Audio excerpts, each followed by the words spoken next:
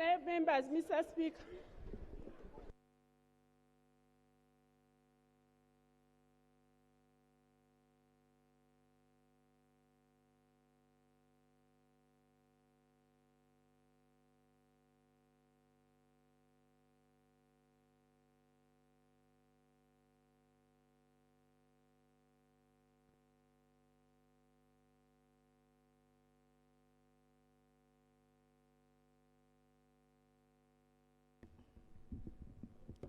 Prayers.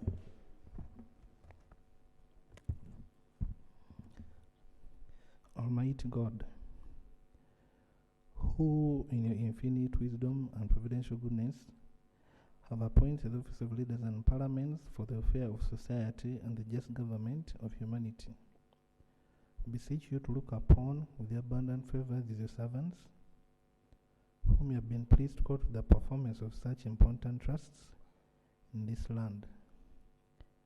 Let your blessing descend upon them here assembled, and grant that they may, as in your presence, treat and consider all matters that shall come under their deliberation in so just and faithful a manner as to promote your honor and glory, and to advance the good of those whose interests you have committed to their charge. Amen.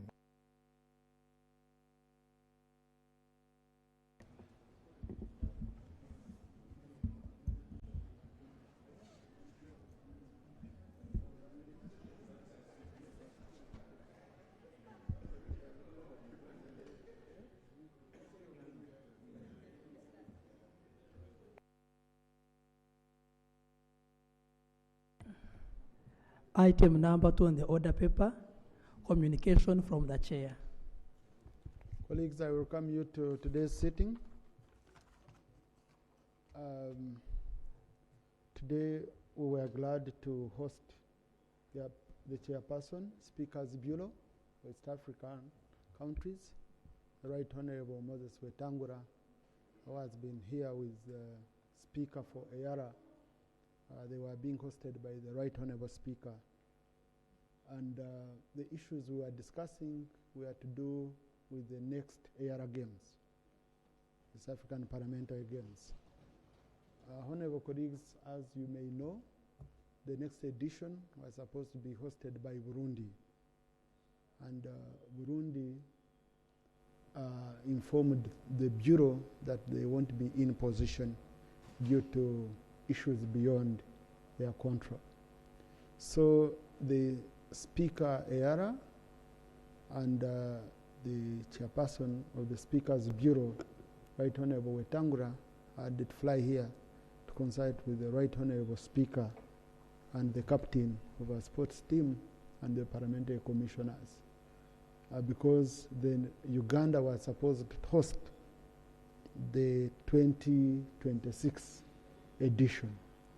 So they requested us, and the most important consideration is that Uganda, Kenya, Tanzania, which are the original members of the East African communities, are the pillars. Oh, and the meeting was also attended by the leader, by the opposition chief whip, Honorable Bishop Nambeshe. Our presiding apostle, Bishop Nambeshe from Bududa, who is also a prophet. A prophet of good things, okay? Prophet of good things, yeah. So, being the major pillars of the East African community, and as you well know, Kenya just hosted the 2024 edition.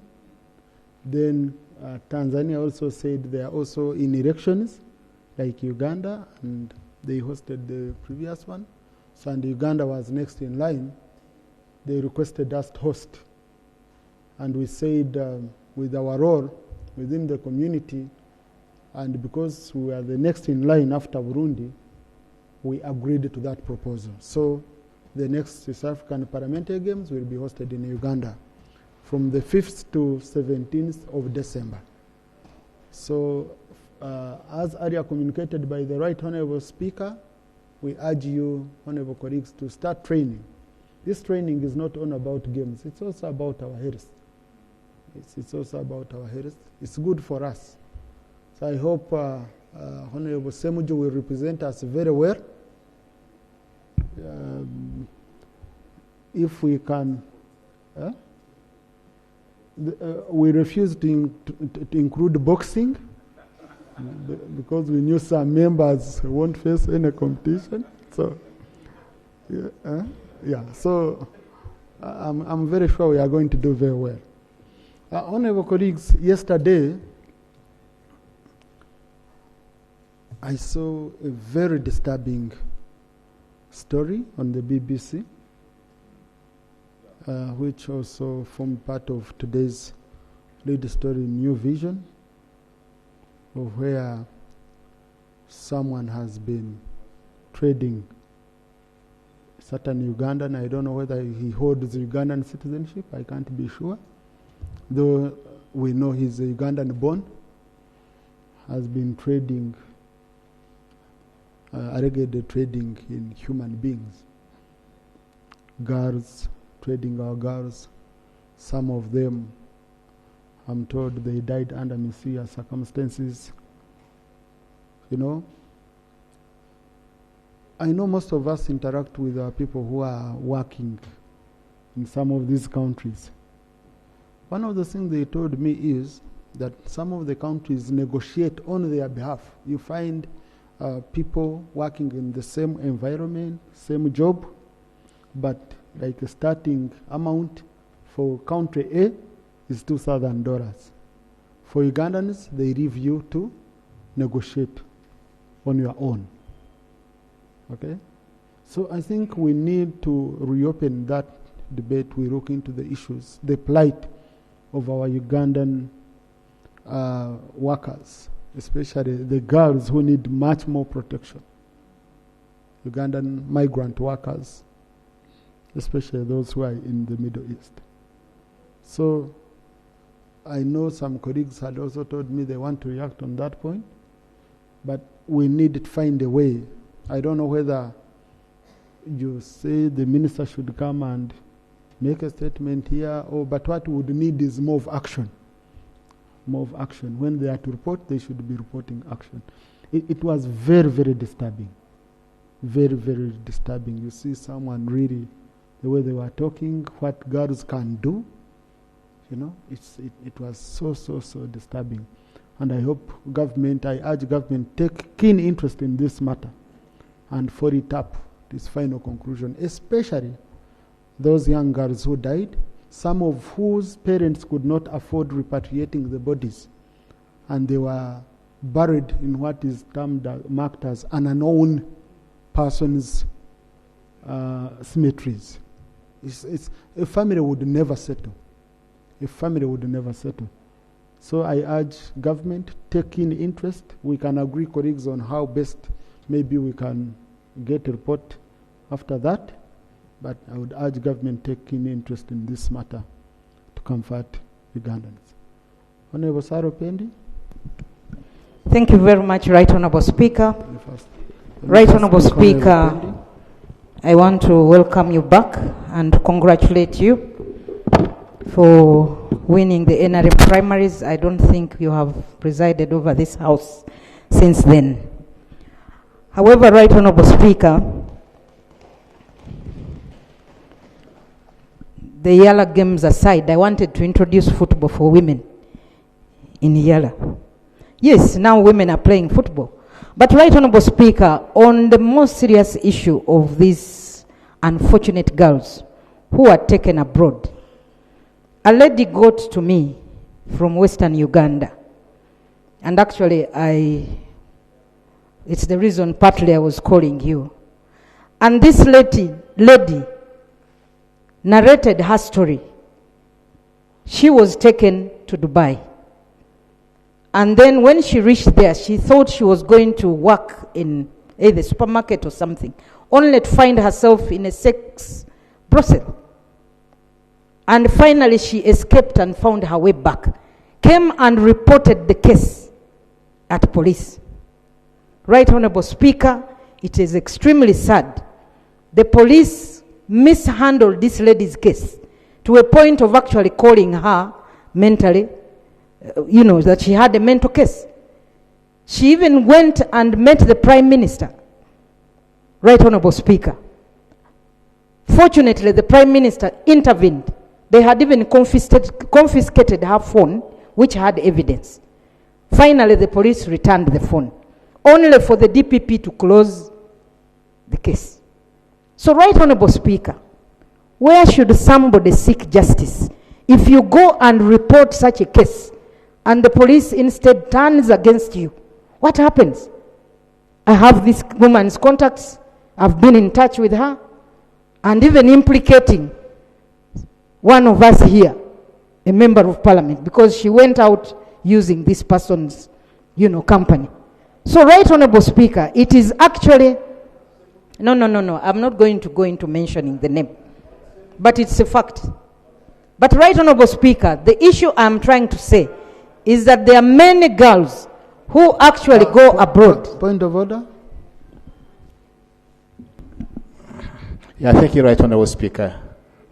Right Honorable Speaker, the Honorable Salo Pendi, in her submission, is referring to one of the honorable members of this House as being implicated over that scandal. And she's talking while facing very many of us this side. Can it be in order, Right Honorable Speaker, that she names the honorable member for the purpose of the record? Thank you. But honorable colleagues, there are issues which are in the public domain. There is a honorable member, okay, who has accused, and that might be the case. So, please, just wait. Just wait. So, when I saw the story, and the lady reached out to me, I reached out to the lady. I talked to her. Okay? And I really want this on record. I reached out to the lady, I talked to her. After, I called the honorable member. I put the honorable member on a conference call. I said, what happened? The honorable colleague, I said, Madam, what do you want the colleague to help us with? And she said, I want to return back. These people have denied me access to turn back. So, what's the problem? They say they need a certain amount of money, which was coming to around 3 million. So the honorable member said, but I offered to pay that money so that you can come back. You have not told me. The lady says, where you want me to go, the place you're telling me, I don't know about it and I don't want to be lost. Luckily enough, I was going to Dubai on a personal matter. So I told the lady, I said, in fact, the lady said, who told you I need your money? That's what the lady said. He said, me, what I want is to be allowed to return. I don't need your money at all. This is on a conference call where I'm with a honorable colleague and a lady who was accusing him, and I had seen these in stories.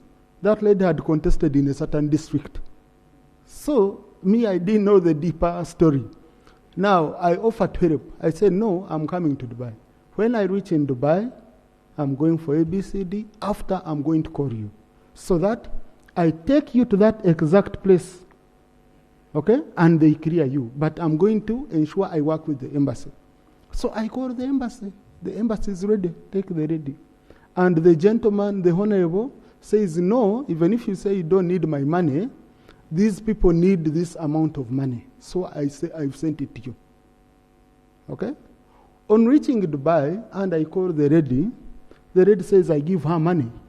I said, but you said you don't need money. But on top of you saying you don't need money, the money which was given to you, where did you put it? She said, I was staying on the streets. I said, then why were you arrogant that you don't need money? Because some of these things need to be very, very open. I was in Dubai and I was with the deputy ambassador. wanting to go help the lady. I told her, I said, I'm going to put you on a flight. I bring you back if you are stuck. She starts giving me bills. And I said, but you said you don't need money, you don't need anything, you only need to be taken the stamp in your passport. I said, Madam, that's not how I work. I work with honest people. After like 2 weeks, I saw a story that I'm also involved in human trafficking, being attacked. Okay? And I said, but how are we going to judge honest people? And I said, you know what? I had offered to help. I don't want to be involved in this matter. So, when you talk of a honorable colleague, I guess that should be the real case, but it needs to be looked into very well before we condemn any colleague here on the floor. Because I got to the deepest part of it and I wanted to help, and that's how I left her in Dubai. Otherwise, I wanted to come back with her. I had even offered to buy a ticket. Sorry, Honorable. Thank you, Right Honorable Speaker. Thank you. I'm glad that that confirms. So with that, I was supposed to give my ruling. Since I think we can keep it at that. Yes. Okay? We can keep it at that, but I can confirm to colleagues that I know about a case where a member was accused and I intervened, but I was not helped by the person who was accusing. Until I discovered the politics of their area had come in and their things were much, much beyond the around 3 million which was needed. Thank you, Right Honorable Speaker, for confirming that. But the point I was trying to make, Right Honorable Speaker, is that the issue of sexual exploitation or, taking girls abroad for such things is actually known. And it's actually happening. And it's a reality. And Right Honorable Speaker, we had come up with the Employment Amendment Bill with the hope that that bill would help us address, how these people are taken out and where they are taken to. But that bill is with us here. We have not yet processed it. It was sent to the President and returned. How I wish that bill can actually be concluded. But also, secondly, the Sexual Offences Bill is equally another bill that touches on the issue of exploitation, sexual exploitation. We even have the same problem. Right Honorable Speaker. But Honorable, these are crimes committed outside Uganda. So our biggest issue was, I remember on the employment bill, someone was proposing that we need a special law for migrant workers to address the issue of migrant workers. Yes, thank you, Right Honorable Speaker. We tried to tackle the issue of the migrant workers in the Employment Amendment Bill. However, Right Honorable Speaker, since those are bills, those are laws, I think for me the urgent thing to do, if this House could have time, is for the Minister to come and update us on this issue regarding, we have to, it is just like the Bible. We keep going to church and we are told every other time. So, Right Honorable Speaker, this is a story that has featured on CNN. This BBC, this is a story that is on social media. And the man has actually been saying he's untouchable, that he's the police, he's the embassy, he's everything. And this is a Ugandan who has been doing this. So, Right Honorable Speaker, for me, I think I would propose that the minister comes here with a statement. And then thereafter, we can map a way forward on how to deal with the matter. Otherwise, Right Honorable Speaker, the issue of people leaving this country to go abroad and work, and when they reach there, they are calling MPs to save them, is actually a big issue. I have actually handled some of the cases. So, Right Honorable Speaker, that is really my proposal. And as I conclude, this was a reaction to your communication. Maybe you'll allow me to raise something else, since we are still on communication. No, related to my communication? No. Workers? Thank you, Right Honorable Speaker. I want to associate myself to your communication and equally congratulate you upon the victory in the primaries. Right Honorable Speaker, on the issue of labor externalization, I came up with a bill, the Labor Externalization and Management Bill 2024, and we have done vigorous research with a number of economies, including the Filipinos, and the bill really requires us to move, so that at least your chair can grant us leave to ensure that at least the bill moves. We moved and even went to Attorney General, and he okayed it, and then the line ministry.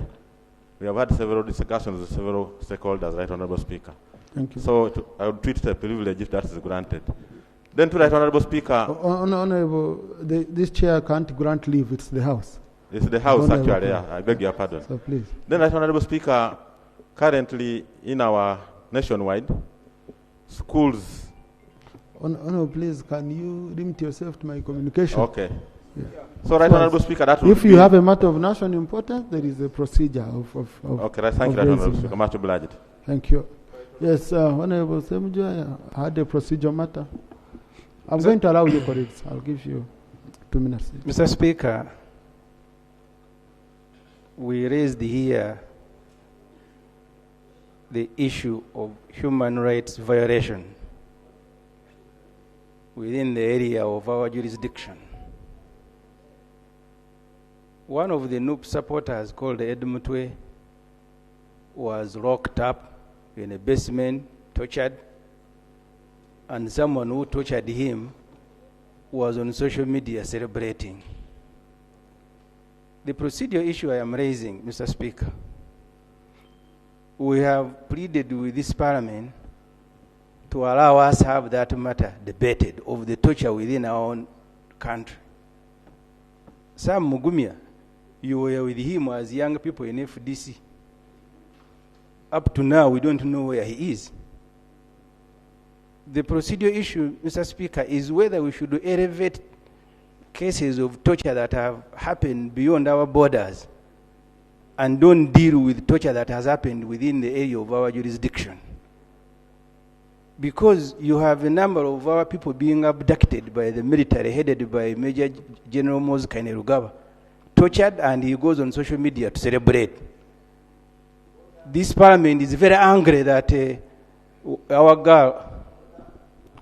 Order. Mr. Speaker, I'm raising a point of order on the honorable member. He was once with us, joined the NRM, and now he has crossed coming, squeezing me here. Is he really in order to come and place me in my comfortable seat? Well knowing the honorable member from Soroti, Ariko, who was in the FDC, joined the NRM, now he has crossed the floor.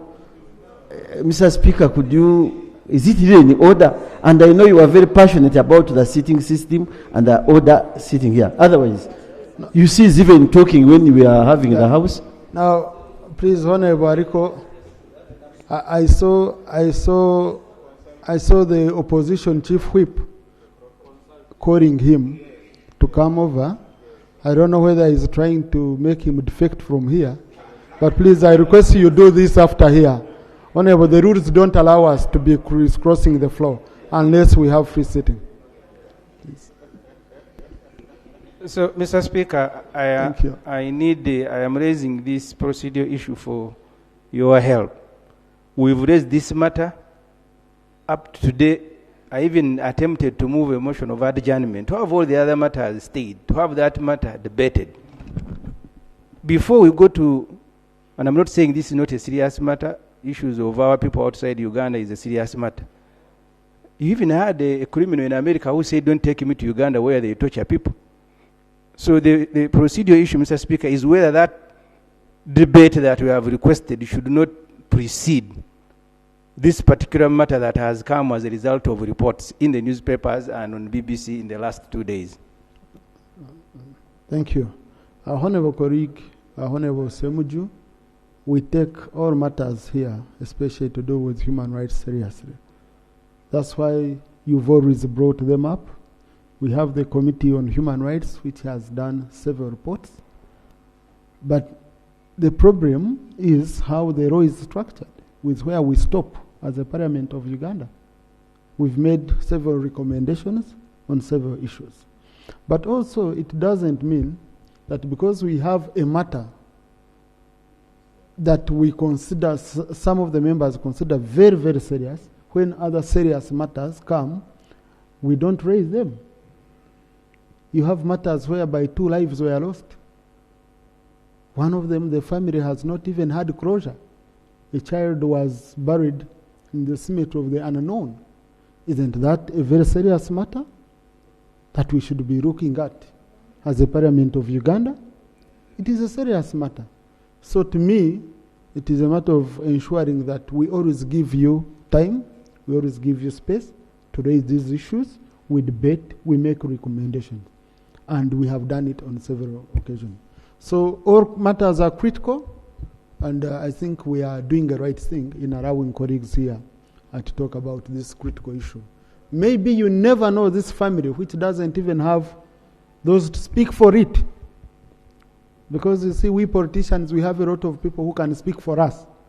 But there are those ones who don't have those who can speak for them. Maybe it can be an opportunity for their issues to be raised and government takes action. Government is responsible for its citizens anywhere they are. And even if they are under certain law in a different country, it is government should come in case a Ugandan anywhere. The other day, Honorable Shadow Minister for Foreign Affairs raised the issue of our children in Myanmar. And government took action. They were brought back. So in this house, we use that opportunity to fight for anyone who needs support. Honorable, let me first allow Shadow Minister for Foreign Affairs, then Honorable Mero. Thank you, Right Honorable Speaker, and colleagues for amplifying this matter. As a Shadow Minister, I've had experience and the opportunity to interact with Ugandans in the diaspora. And it is true that Ugandans, mostly in the Middle East, remain with unending challenges. Many are several times found in distress, and indeed we receive so many distress calls. But specifically for United Arab Emirates, I've also had the opportunity to look at the story aired by BBC, and it speaks to what we have been seeking for, that the Ministry of Foreign Affairs must come out and explain where is the delay in negotiating enforceable bilateral labor agreements. This is one of the critical areas we need to address. Because with enforceable bilateral agreements, like other countries have done, for example, Philippines, our nationals would be protected while abroad. And it's also a double-ended sword. We also need explanation from the Ministry of Internal Affairs, because largely, many of these are trafficked. And we also need to interrogate, why is trafficking on increase? And trafficking is at our borders. This has to be addressed locally. When we are to speak about trafficking, how do people exit, especially under questionable circumstances? But for those in the Middle East, we still have Ugandans who are still distressed in Myanmar, in Cambodia. I've had distress calls from Ugandans, especially women, in India. Now we saw the BBC story. The work conditions can only be improved by government through our Ministry of Foreign Affairs and our embassies, negotiating, and we support them in enforcement of bilateral labor agreements. That will safeguard the rights of our workers wherever they are deployed abroad. But when it comes to how they exit the country, we also need a response from Internal Affairs. What is their take on trafficking?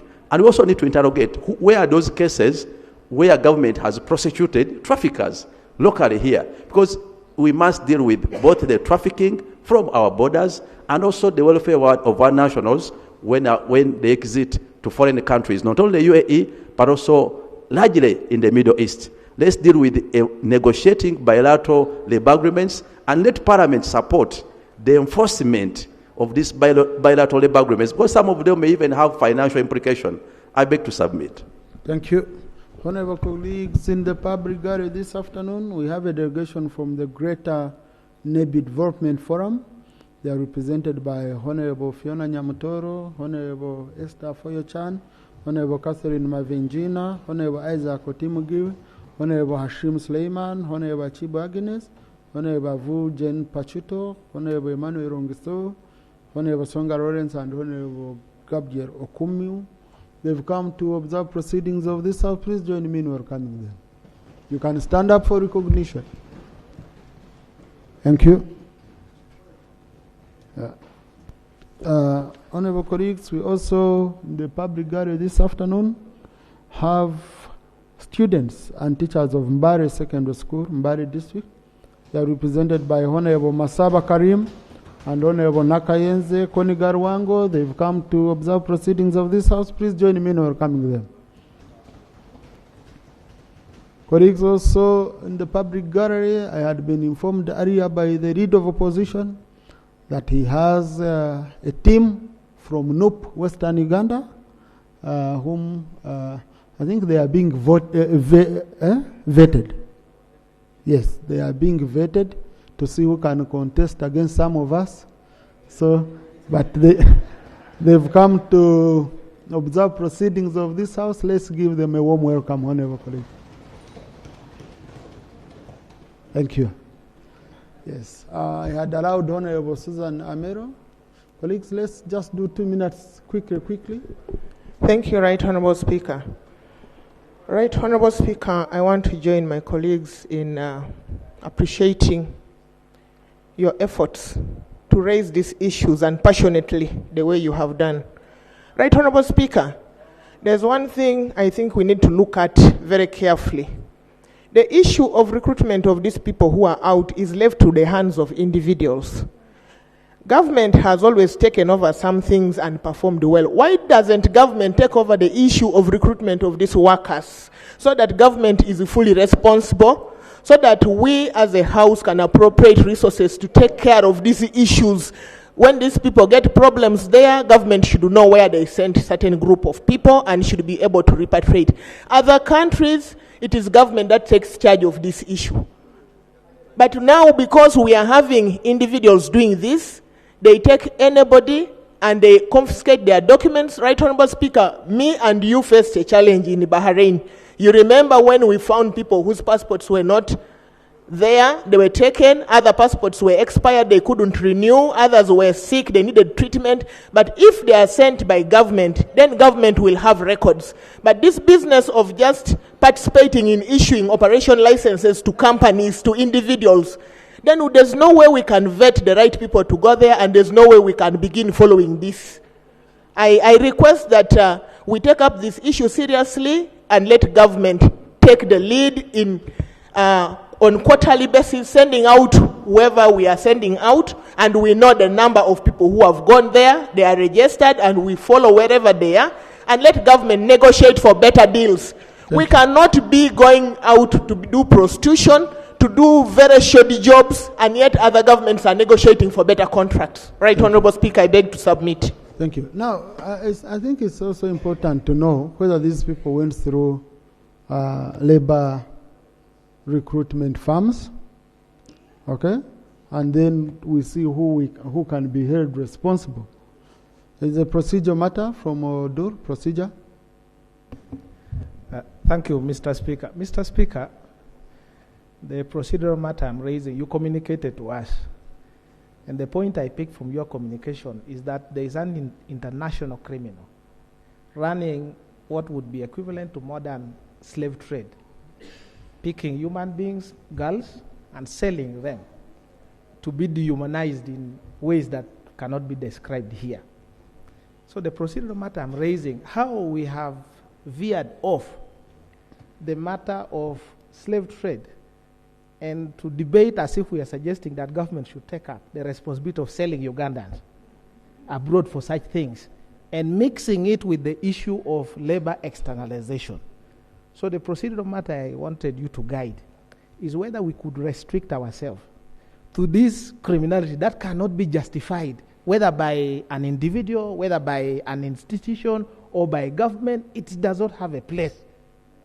And we should not even be debating and suggesting that there's a better way if government is the one who does it. Of course, if the NRM government wants to do, no problem. But our side, I don't think it is something that can be acceptable. Mr. Speaker, sir. Thank you. Yeah, I think what Honorable Jonathan Odu is saying is very clear, but it also shows what is coming from members. It shows that this matter is way beyond what we are even discussing here. But with our rules, we have to remain within the framework of what has been suggested. Honorable colleagues, don't you think it would be prudent, okay, for the minister to bring a statement? Because you see, even if this is an international criminal, there are Ugandan girls, Uganda featured everywhere, you know. So the minister, yeah, oh, LOP, yes, I had allowed LOP earlier.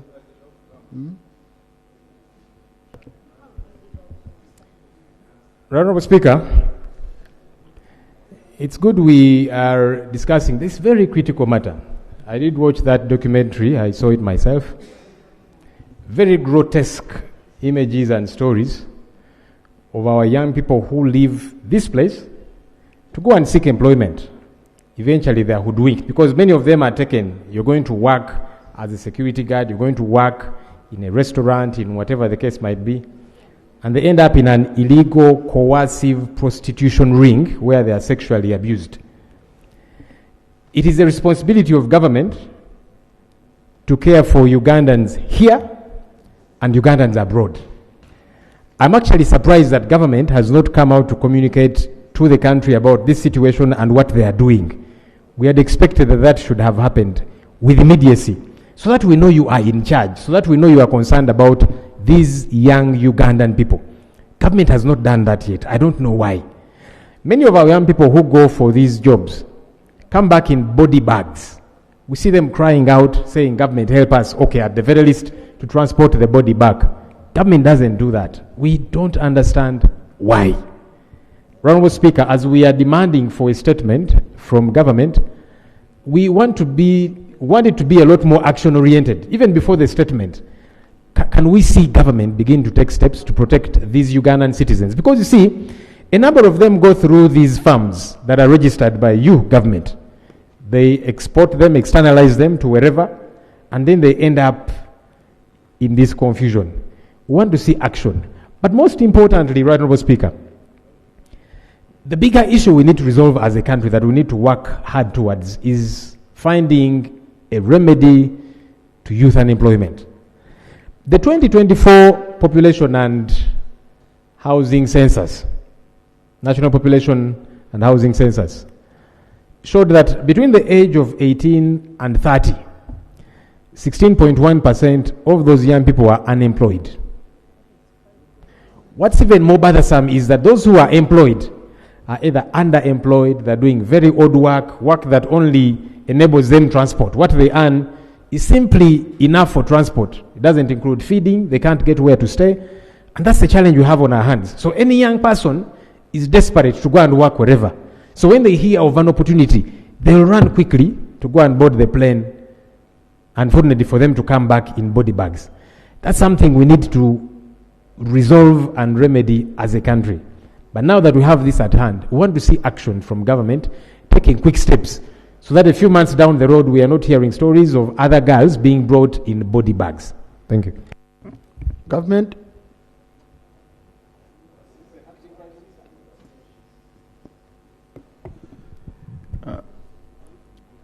Mr. Speaker, when this documentary came out, the Prime Minister directed the Minister for Labour to investigate the matter and actually even update Cabinet in the coming days, but also take some action.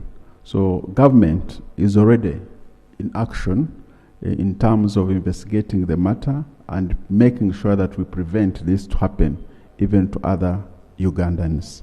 Regarding whether government should take over the process of externalization of labor, I think we are doing it better with private companies, as long as government has a hand in sieving out who is doing this. On the issue of the bill, the minister, as he makes a statement, he will also be able to update the House on how far the bill has gone. Thank you. Thank you. So, Honourable Minister, let's have the statement next week, but especially looking at those cases of Ugandans who died, we really need to know how you followed up, and we need to know whether these people indeed went through farms licensed by government or they went on their own. Okay? So, thank you. Honourable colleagues, matters of national importance. Yeah.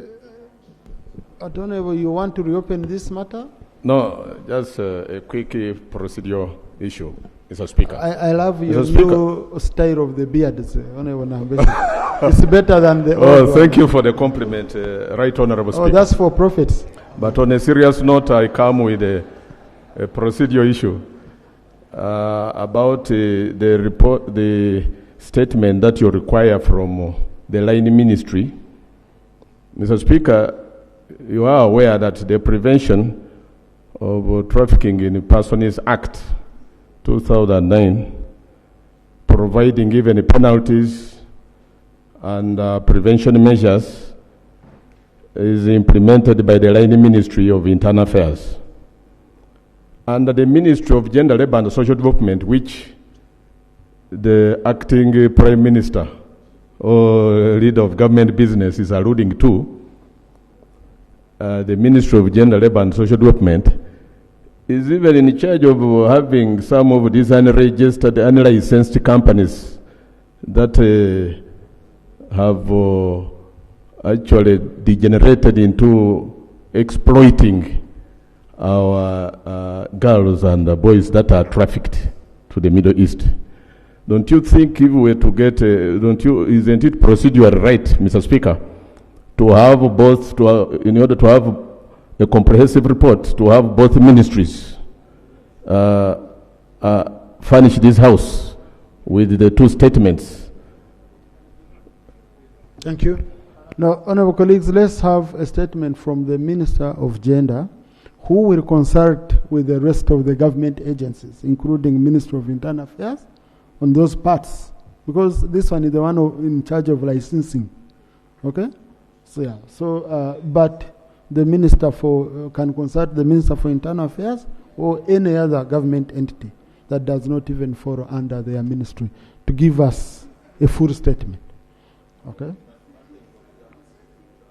Yeah. Honourable Secretary. Thank you very much, Right Honourable Speaker. I want to agree with your guidance that Minister of Gender takes lead. But I wanted to point out to something specific, that we are very concerned about the element of crime. And in the report by BBC, there was something disturbing, that the authorities in Dubai seemed not to have treated this matter very well. And I wanted to observe that this is not limited to the authorities in Dubai, because we have the international police, Interpol. And as the Minister of Gender moves into act and furnish us with a report, I thought it is good that as Parliament we observe and provide guidance that in the immediate we want to interest very keenly the government of Uganda through Ministry of Internal Affairs, and specifically through the Interpol as an organ, to ensure that they pick up this matter, because quite good leads were provided in that report by BBC, and so they can swing into action to start on the investigations about those very gruesome deaths that were reported about. Thank you very much, Right Honourable. Thank you. Now I can see you're submitting as a retired security officer. You've already swung into action. This is what we expect the minister to include in the statement, what they would have done as part of the action. Okay? Yeah, so we can't do much about that now. But I've also been informed by a colleague that we need to know the companies which are licensed to take people abroad.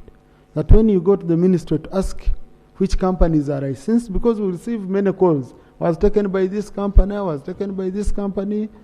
You find we don't know. And I think they should be published. They should be published so that they are clearly known. Colleagues, let's move on. Please, Lob. Honorable, thank you for granting this indulgence. Firstly, to join you in welcoming my colleagues, some of our leaders from Western Uganda, led by the NUP Deputy President in charge of Western Uganda, Madame Jolie Jacqueline Tukamushaba. Thank you for welcoming them. One of those people is going to be standing against the Right Honorable Thomas Taebwa. Such is democracy. But the indulgence I was seeking, Right Honorable. Is that why you asked for space? No. that was just a quick preamble. But what I'm seeking your indulgence about, a matter that is very urgent, Right Honorable Speaker. Honorable Speaker, school term has opened this very week, and we have a challenge. UNATU, the teachers' union, has called for a sit-down strike. They are concerned about salary disparities, commitments made to them by government over the years that have not been fulfilled. And these teachers are saying, let's lay down our tools because our engagements with government have not brought through any fruit. A few teachers have gone to school. They are saying, let's teach because it's the end of term, let's not disorganize the students. But others are saying, look, it does not make sense for me to go and teach other people's children. Mine cannot go to school because I cannot afford. These are very critical concerns. This is the closure term where assessments get to be made, people get to be promoted or otherwise. Can government help us understand what they are doing about this? And my hope, because in the past, Right Honorable Speaker, when there have been such strikes, government comes and they are intimidating these teachers. I saw today the acting RDC of Kumi, one James Chiomia. He has threatened to arrest all the teachers in Kumi who are on strike. That's unacceptable. Completely unacceptable. Government, you normally say, you teachers, be patriotic, go and teach. Well, you be patriotic first by fulfilling the commitments you made to these teachers. It's an alarming issue. Government needs to tell us what are they doing about that right now. Thank you. Honorable colleagues, when I saw this issue, sometimes as a leadership of parliament, we reach out to government to ask if they are commenting, if they are able to comment on certain issues when we update the House. Yes, and I reached out to the Minister for Education personally, and she told me there are consultations which they are making and they are going to update us, but all of them are aimed at resolving the impasse. So I'm going to again cross-check because we shall need this House to be updated. I totally agree with you. Matters of national importance, Honorable Kwizera Wagahungu. Right Honorable Speaker and colleagues, thank you very much. Right Honorable Speaker, there is an issue that has attracted national attention regarding the rural electrification in this country. When we rationalized the REA, we expected better performance. And when there was the Umeme buyout, we also expected better performance. But we are seeing things going to the contrary. I am a member of the Natural Resources Committee.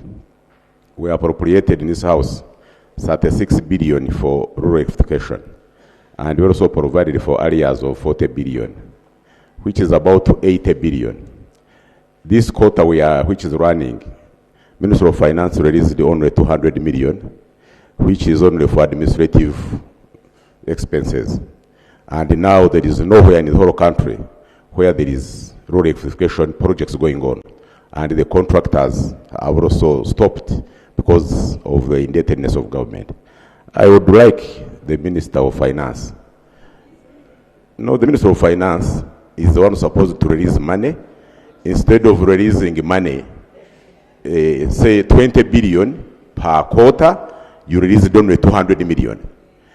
And I don't think that the energy ministry wanted it because even the energy itself, they are complaining, they are stuck. Yeah. My prayer is that you direct the minister of both ministries, finance and the energy, to explain to this country why We expected better performance after rationalization and even after Umeme buyout.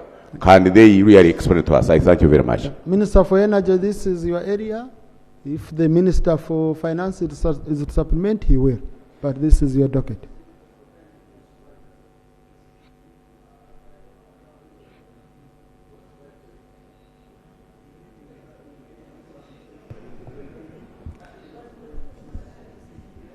Right Honorable Speaker and colleagues, what he has stated is actually a fact that while we have the plans and we thank you for budgeting appropriately, but the releases are poor. We are not able to actually go to where we promised to deliver electricity.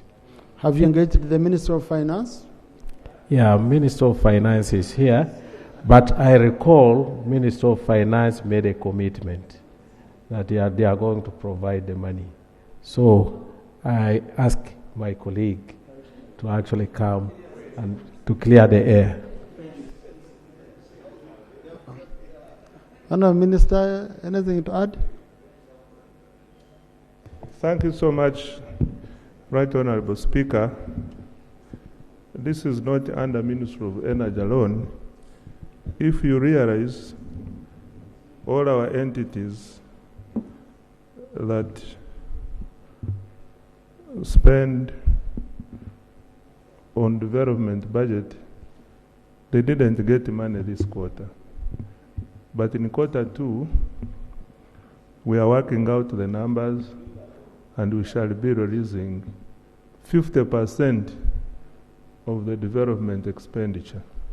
And this will take care of rural electrification, roads, and other areas of spending which are critical. So I kindly appeal to the House to be patient with us. Next quarter is not far from now. Funds will be available. Yeah, thank you.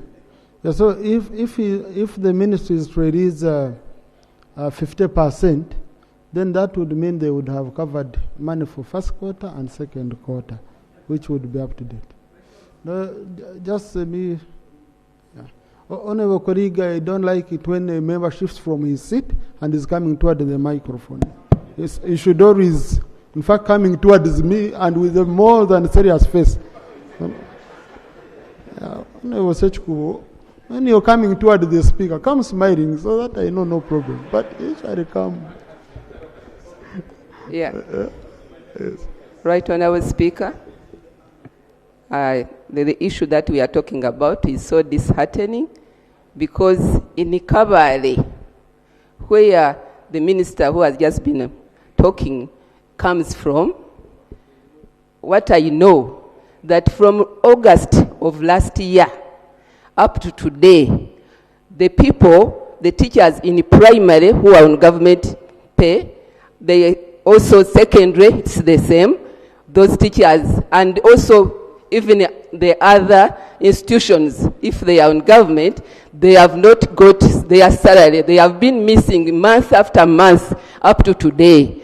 I brought it on this floor of Parliament, and our leader of government business, the Prime Minister, came in and told us that he gave me a paper without one answer, but it was put in the pigeonhole that he has written a letter to the Minister of Education and Sports, and she will be telling me where it is. But so it's very, very bad to make sure that these people who are working for government, they have been brought down, and they think that everything should go the way people want.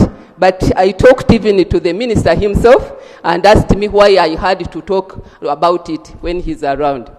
Thank you. Now, honorable colleagues, salary is a statutory obligation. It's not a matter of release. Okay? So we need to know, is this a matter of a release or it's beyond release? Honorable Minister, do you have anything? Maybe that Honorable Saropende had an issue to do with salaries, I think she can raise it so that. Thank you very much, Right Honourable But Speaker. Honourable Minister, we need to know whether it is a matter of a release or beyond. Because Thank for you. salaries, you always release money. Thank you very much, Right Honourable Speaker. And Right Honourable Speaker, I want to appreciate you because you gave me an opportunity to raise the issue of the police officers who had missed salary, some for 1 year, some for 9 months, and they were working. And some of them got back to me after we raised this matter that the police authority had to take action. Yes, they thanked me because a good number were paid. Maybe some still have not been paid, but most of them have reached out. But secondly, Right Honourable Speaker, I have equally received a complaint from the civil servants in my district in Tororo and also teachers in some other districts.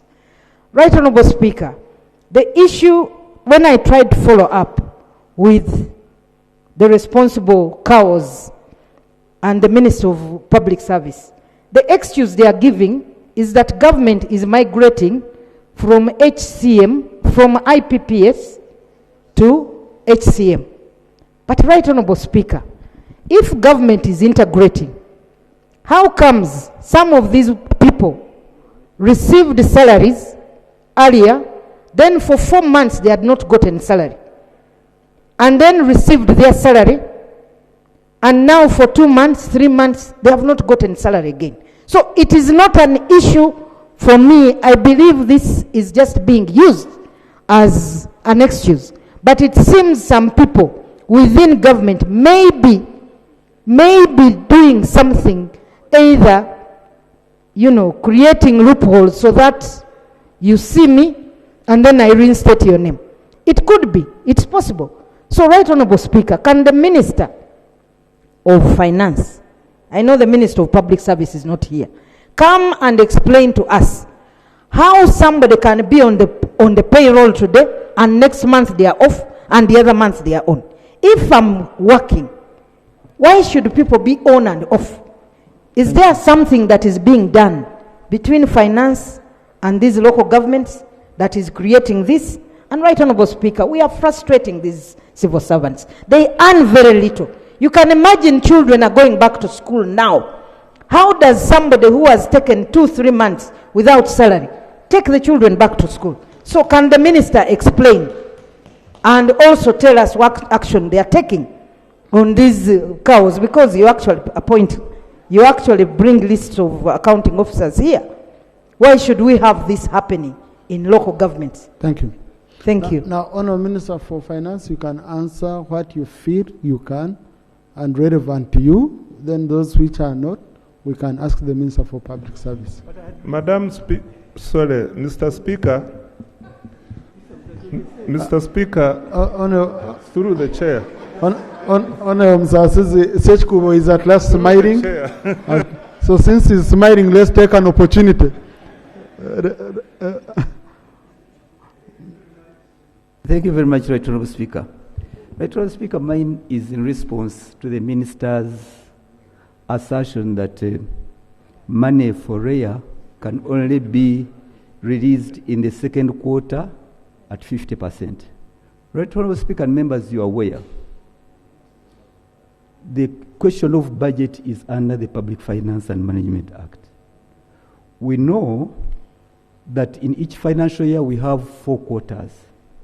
Now, failure to release money during the first quarter, you are skipping a lot of work plans that ought to be done, meaning that by the time you release the 50% in the second quarter, you are clogging the system, the plans and activities.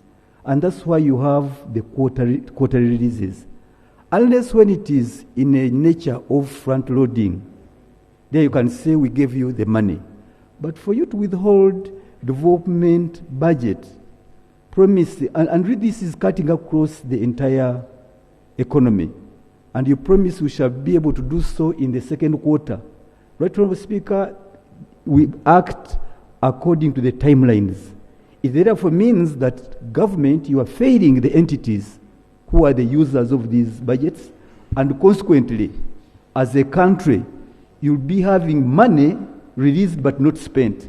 And the questions of accountability would arise and therefore leading to systemic failures in the system. Can the minister stand and confirm that that wasn't their intention?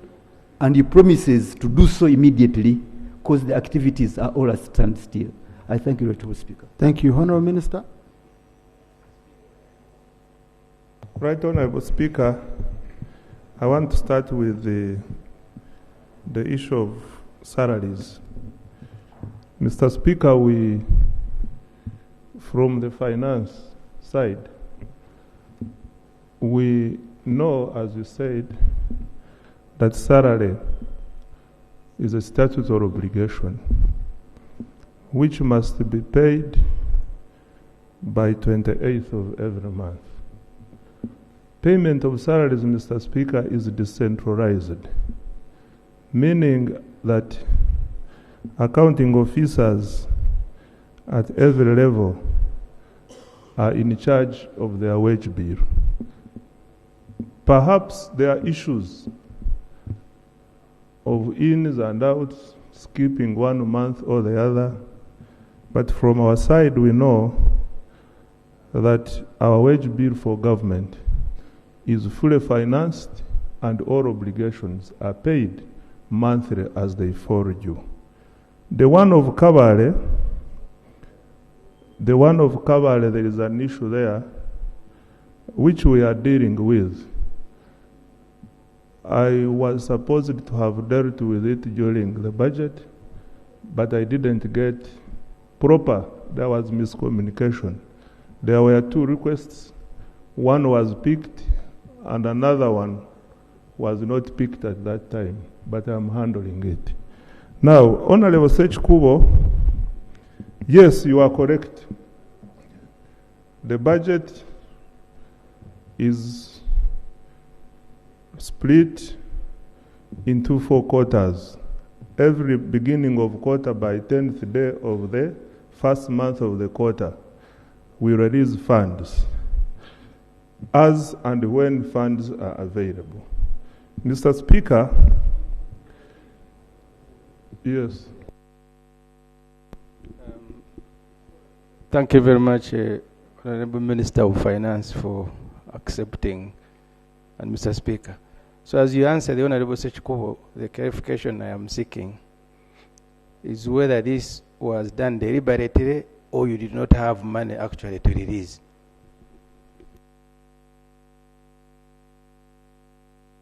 Thank you, no Minister, for giving way. Mr. Speaker, if there are any civil servants who are requested to fill forms almost every month, are the lower civil servants, including teachers. And whenever they are asked to fill forms, they fill them. The challenge, now I'm seeking from you, and we had a similar challenge in Kalungu. How often do you supervise cows to know how they are carrying out their work? Because the problem is not on teachers. They feel whatever you want, spending money every day, and with their meager resources. But when you ask cow, he says the challenge is in the Ministry of Finance. He says we have directives. Secondly, when do you communicate to our civil servants to know that there will be a delay of a particular time so that these people can take some patience waiting? But I can say, Honourable Minister, through Mr. Speaker, civil servants from the lower level have filled the forms as and when are required. But they are always frustrated on that. But when do you supervise the cows? Because the monthly returns can be a cause for failure to send the money. You know that one. And at the end of the day, teachers suffer. But the challenge is not on them. Thank you, Honourable Minister. Mr. Speaker, as a Member of Parliament, I share the concern the Honourable Seung is raising. The endless filling of forms, especially at the district level.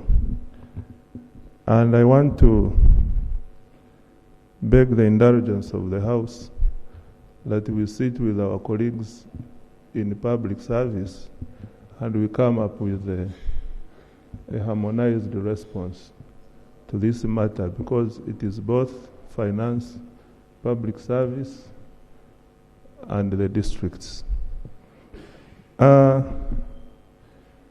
Honorable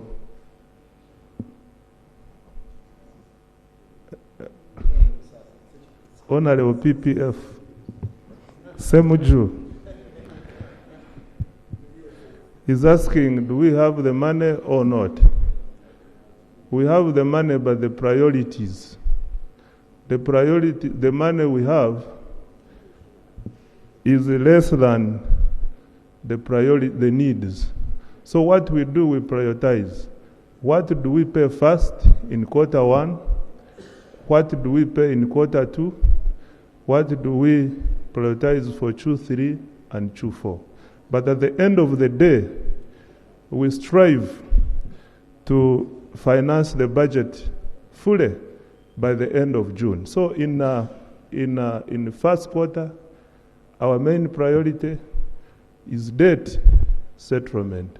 We make sure that all our debt obligations are cleared in quarter one. Then in quarter two, we go to development. And Q3 like that, not forgetting that statutory obligations must be paid as and when they fall due, and also the protected votes. These ones their funds must be released quarterly basis, as and when they need it. Thank you. Thank you. Honorable, for the record, this Honorable Semuju belongs to PFF, not PPF. No? Us who used to be sick, we know the pain of PPF, sir. Yeah. But Honorable Minister, how much time do you think you need a statement? Should we say public service is here? No, I don't say Minister for Public Service. So, Honorable Minister, you think a week's time is enough? So that we have a comprehensive statement. Yes, Mr. Speaker, I think a week is adequate for us to jointly work on this statement and inform the House. Thank you. Let's do it Wednesday next week. Thank you. Honorable Milton Muuma. Thank you very much, Mr. Speaker. Mr. Speaker, colleagues, I rise on a matter of national importance, and this is to do with the stalled construction works at Busoga University site in Uganda.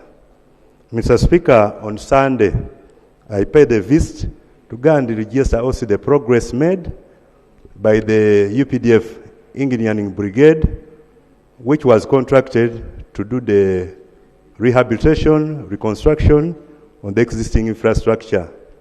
Mr. Speaker, what is on the ground is that works are at 70% of what is expected. But they did commit to be done by June this year. And the commitment from government was that August this year the university was due to start. Mr. Speaker, as we talk, the site is abandoned. There's no work going on.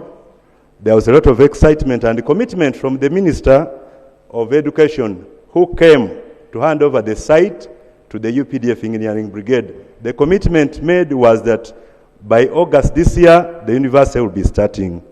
And there was a lot of excitement and anxiety. Mr. Speaker, my prayers are two. That one, since over 3.8 billion was already paid out to the construction team, let them embark on the 30% that is outstanding so that the university starts. Secondly, we want an update from the Minister of Education and Sports on how far they have gone as far as establishing a public university is concerned, because their commitment was for last month, August. We're in September, and there are people, there are students who had expected to enroll last August. So they are now in between to know what is happening. So we request the Minister of Education to come and update the country and the stakeholders on that matter. I thank you, Mr. Speaker. Thank you. This is a direct matter. The Minister can update us tomorrow. It's a direct matter. Thank you. So let's get the update from the Ministry tomorrow. Honorable Ephraim Obiraro. Thank you, Right Honorable Speaker. Right Honourable Speaker, I raise a matter of national importance. One, as a member of Parliament from Obuhoju West, which is a coffee growing area, and two, as a member of the Parliamentary Coffee Forum. Right Honourable Speaker, in July this year, the Ministry of Agriculture, Animal Industry and Fisheries circulated the form which I'm holding here and I later on the table, requesting the willing and needy farmers to ask for coffee plant rates due for this season, which is September and October for planting. Right Honourable Speaker, a few days ago we talked to some of the people in the Ministry of Agriculture, and they are saying, one, that there is no coffee because the policy changed. Now we wonder, Right Honourable Speaker, if the policy changed and the people are in need of coffee, then the Ministry of Agriculture saturated forms for requests. It created anxiety and expectations. My prayers, Right Honourable Speaker, that one, the Ministry of Agriculture responds and fulfills the promise it made through this advert and publication requesting for applications. Two, to put a standing promise or standard for how farmers throughout the country will be receiving coffee plant rates. Right Honourable Speaker, I beg to move and request to lay the form on the table for reference, which was situated by Ministry of Agriculture. Thank you very much. Thank you, kindly. Honourable Minister, just hold on, Honourable Minister. Honourable Minister, hold on. He has to mention the statement he's laying. Honourable Virano. Right Honourable Speaker, I'm laying here a form saturated by the Ministry of Agriculture, Animal Industry and Fisheries, requesting farmers in Uganda to apply for coffee seedlings, which was done in July, and I beg to lay it on the table. What is the source? Where did you get the form from for record purposes?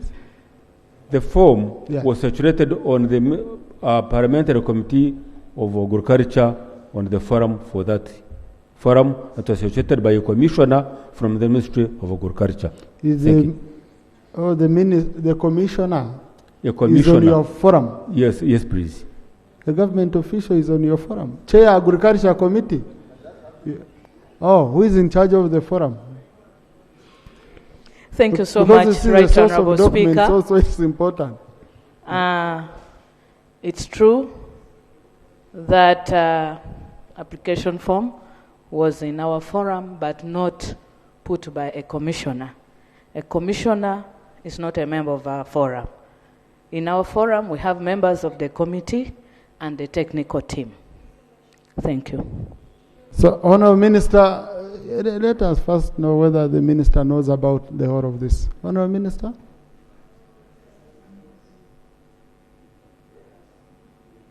Thank you, Right Honourable Speaker. Honourable Speaker, first of all, the person raising the matter is a member of the Committee of Agriculture, Animal Industries and Fisheries of the Committee of Parliament. And we have appeared before them. They know that the policy shifted. The money which was for seedlings and planting material was taken to PDM. We have also ably saturated lists of satisfied farmers who can give genuine planting and stocking materials. However, there has been increasing demand for coffee seedling, especially areas which were traditionally not coffee growing but are suitable, like northern Uganda, Zombo, and some new areas. We are still under consideration, Right Honourable Speaker. I beg to be given time to give a comprehensive statement on coffee in a week's time. Thank you, Right Honourable Speaker. So for now, Honourable Minister, there are no seedlings being distributed by the government? There are no seedlings to be distributed. Or to be? What is available for us now is to support the already existing farmers with fertilizers to make sure that we existing coffee, and it's going to be done through the district and extension extension workers. Thank you. Honorable Chair, Agriculture. Thank you so much, Right Honorable Speaker. It's true that the policy was shifted. But in our plea as a committee, even the time we were rationalizing, we complained to His Excellency the President on the need of more seedlings and the amount that a farmer needs to incur for him or her to plant coffee. Right Honorable Speaker, in the corrigenda that we received in the last budget processes, government gave in funds for procuring coffee seedlings. And as I'm aware, in this quarter, there is already release for coffee seedlings. But there is tension, yet on ground, farmers want coffee seedlings. Like for northern Uganda and eastern, gardens are ready for coffee seedlings. Budget was passed. In the last quarter, funds were released, but it was diverted for harriers. Now, I am concerned. And this is something that this House has to help the nation on. There was appropriated funds for coffee seedlings. Now we are talking about fertilizers. We're talking about chemicals. We're talking about inputs. Are we really fair? Are we really equitable? Thank you. Thank you. Honorable Sow. Sir, I pray that General Kanyantore can be listening to me as I raise this matter. There is a challenge in running of government institutions. Already the form here is for Ministry of Agriculture, Animal Industry and Fisheries. But when you go to PDM, it is under local government. That's why it was taken. So the questions they're asking you, my good friend, are supposed to be responded to by Ministry of Local Government, which is supervising and managing PDM. But the form coming out for coffee seedlings is from Ministry of Agriculture. So how do you go and organize your house? Because what the chair is saying, for them they passed the money. But you brought PDM here and local government, but you are running away from your document. So how do you appear here? So, Honorable General Bright. Right, Honorable Speaker. I was very, very clear. I said I will bring a comprehensive report in a week's time. And I've also given you the circumstances prevailing now. We can only also, you must be aware that the government in this regard would respond to demand. There is a demand which is existing. In the areas I've mentioned, mainly areas which were traditional, not coffee growing areas, but which are suitable for coffee. We have also demand from central region and other regions. So I will come with a comprehensive statement over the subject matter, Right Honourable Speaker. Thank you, honourable colleagues. Let's get a comprehensive statement on Tuesday and next week. I was only concerned because you see, when a colleague brings a statement, when I was talking to Honourable Biraro, I thought it was an advert. But when it is like a form which has no source, who owns it, that's why I was asking, what is the source? Okay? And you can see the confusion that we are in.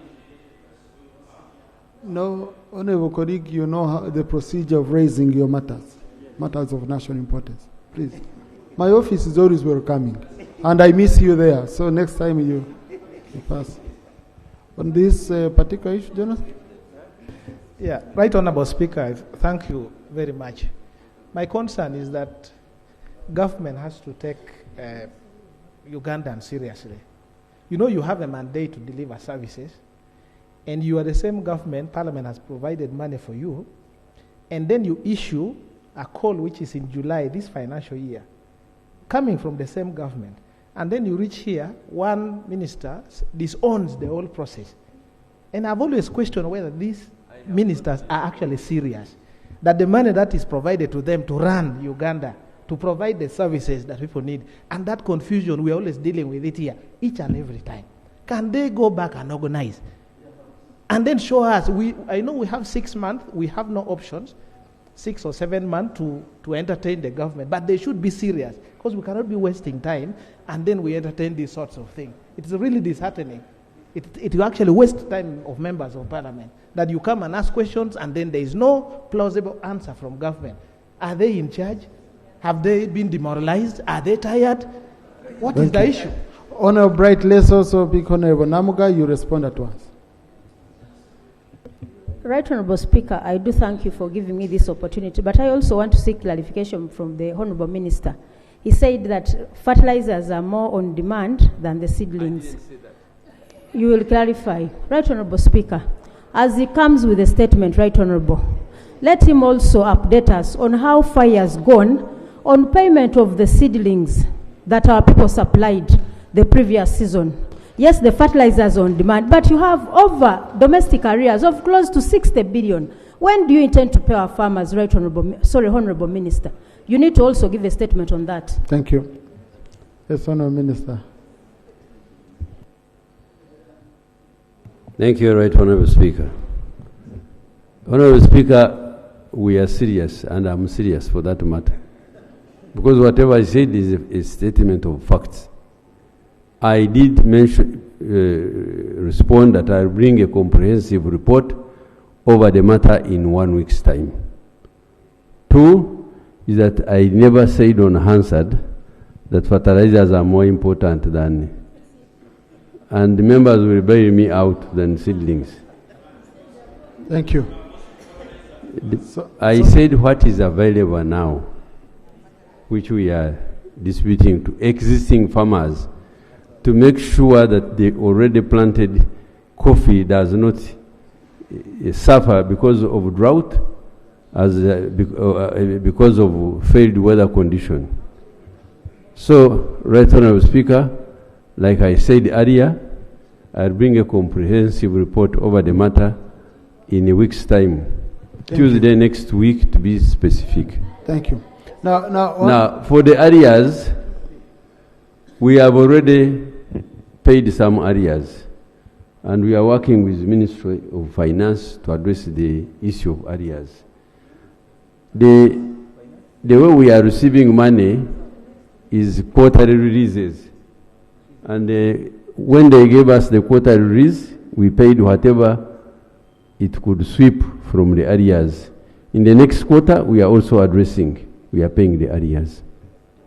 Thank you. Honorable Minister, you will go a bit deeper and tell us the procedure of how one accesses the fertilizer, for example, because it sounded as if you've already started distributing. My constituency, which survives on coffee, we've not received any single bag. We don't know where to apply from.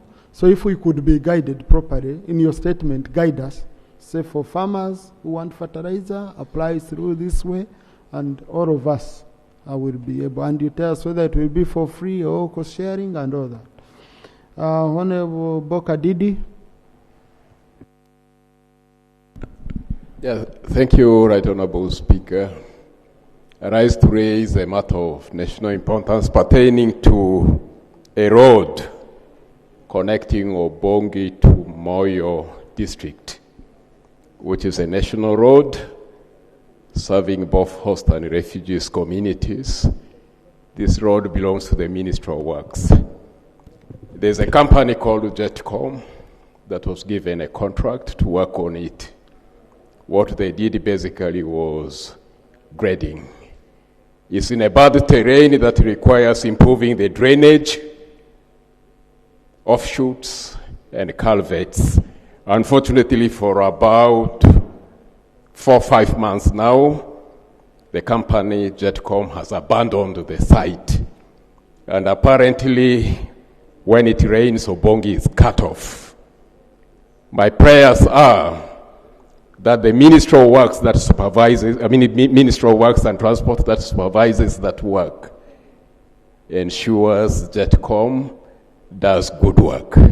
And in the event that Jetcom has abandoned the site and is not ready and willing to do work, that the Ministry of Works and Force Account responds to that road as a matter of urgency because Obongi is getting cut off from Moyo. I pray. Thank you. Thank you, Honorable Minister. Let the Minister respond on Thursday. He's usually here on Thursdays. Finally, Honorable Katoto Mohammed. Thank you, Right Honorable Speaker. I stand here to raise a matter of national importance, especially regarding electricity supply in my constituency. Right Honorable Speaker, I have about 3 sub-counties which has not been with electricity for almost 3 months. And those 3 sub-counties have schools, at the same time health centers, 3. So the good thing, I have the Minister here for Energy. I humbly request through you to come and explain to the people of Katerera why they have been in blackout for all this time. I thank you, Right Honorable. Thank you, Honorable Minister for Energy.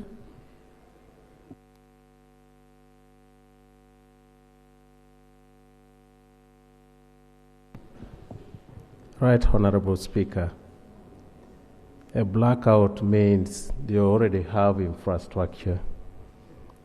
If they have the infrastructure, I will send a technical team to find out what the problem is. They have had a blackout for 3 months. It's a case that can be investigated and rectified. Thank you, please, and get in touch with the Honorable Korik. It will be very helpful. Next item. Item 3 on the order paper, laying of papers. 1, proposal to borrow up to United States dollars 20 million from the Arab Bank for Development in Africa for the upgrading of Nebi Gori Road, 16 kilometers. No, Minister.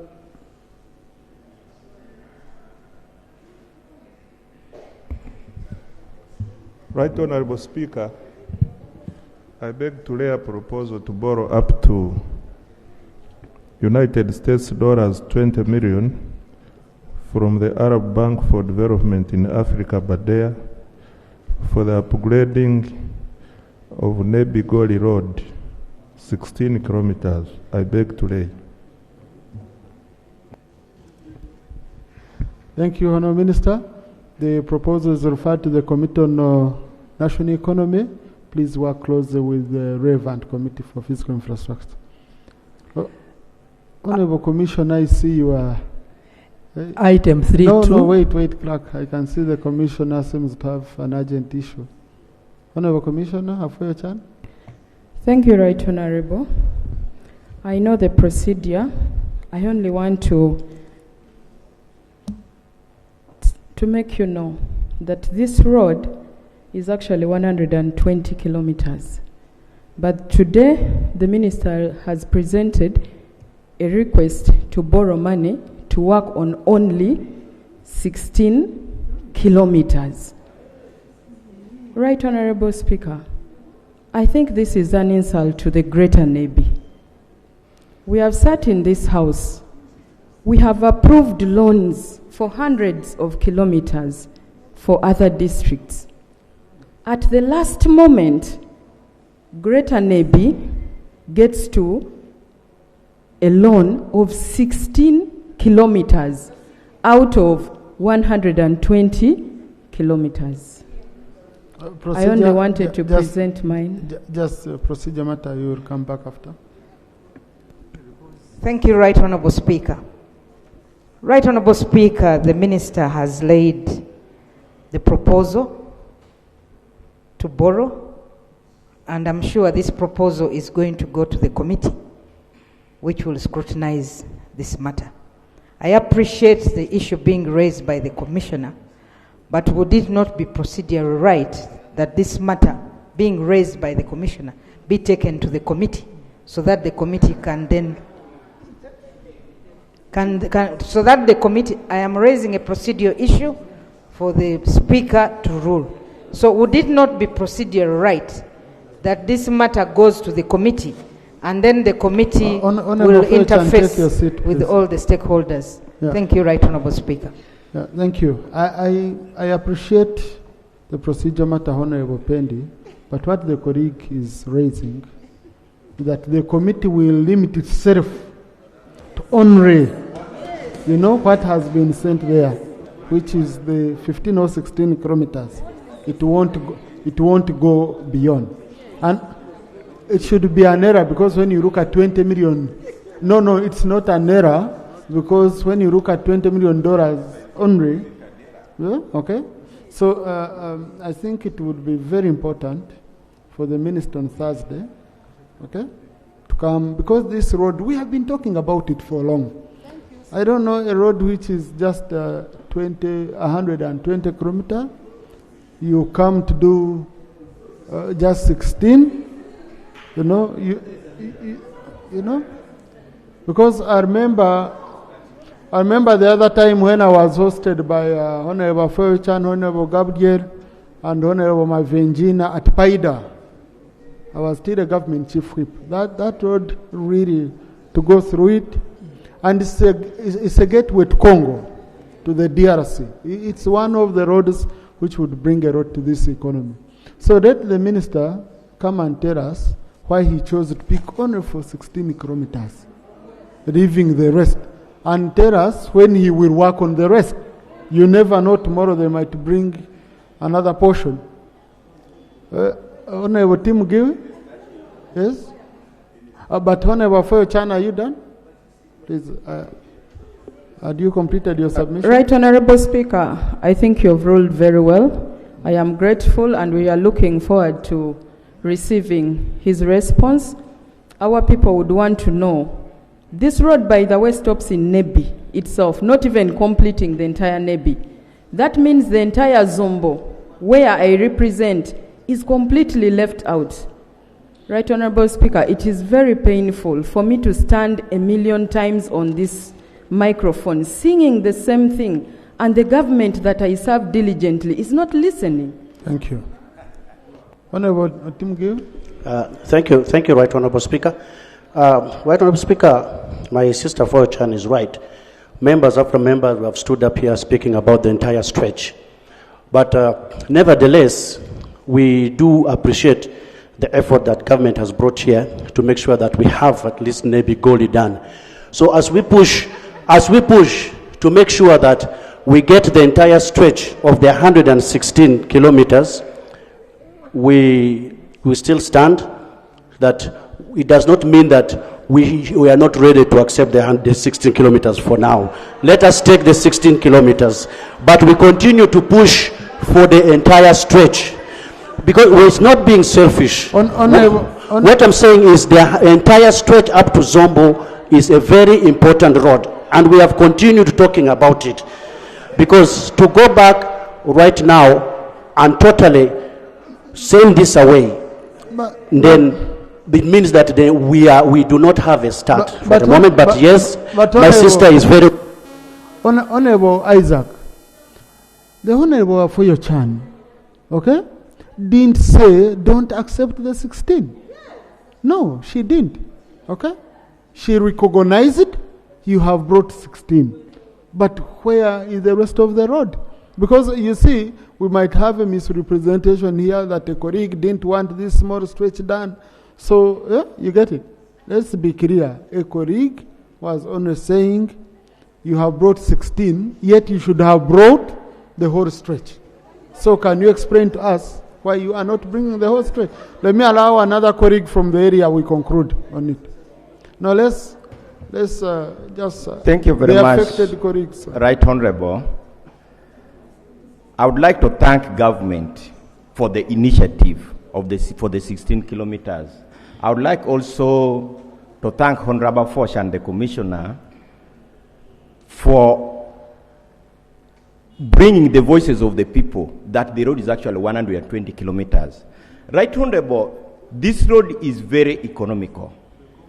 We have coffee, we have 2 border points, in the proximity, which is Goli, and we have Padea, and we have the district. The initiative of bringing districts is to take services to the people.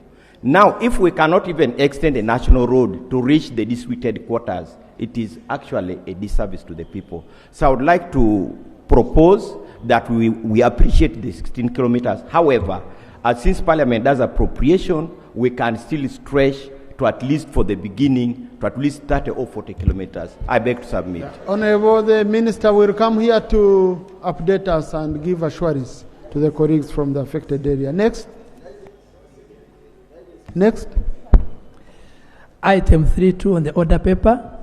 Proposal to borrow up to units of account 91,700,000, equivalent to US$ 121,961,000 from African Development Fund for the construction of the South Sudan-Uganda Power Interconnection Project. Honorable Minister for Finance.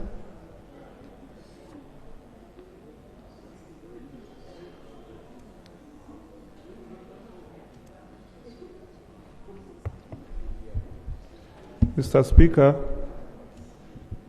I beg to lay a proposal to borrow up to UA 91,700,000, an equivalent of US dollars 121,961,000 from the African Development Fund for the construction of the South Sudan-Uganda Power Interconnection Project. I beg to lay, Right Honorable Speaker. Thank you. Proposal referred to the Committee on National Economy in consultation with the Committee on Natural Resources.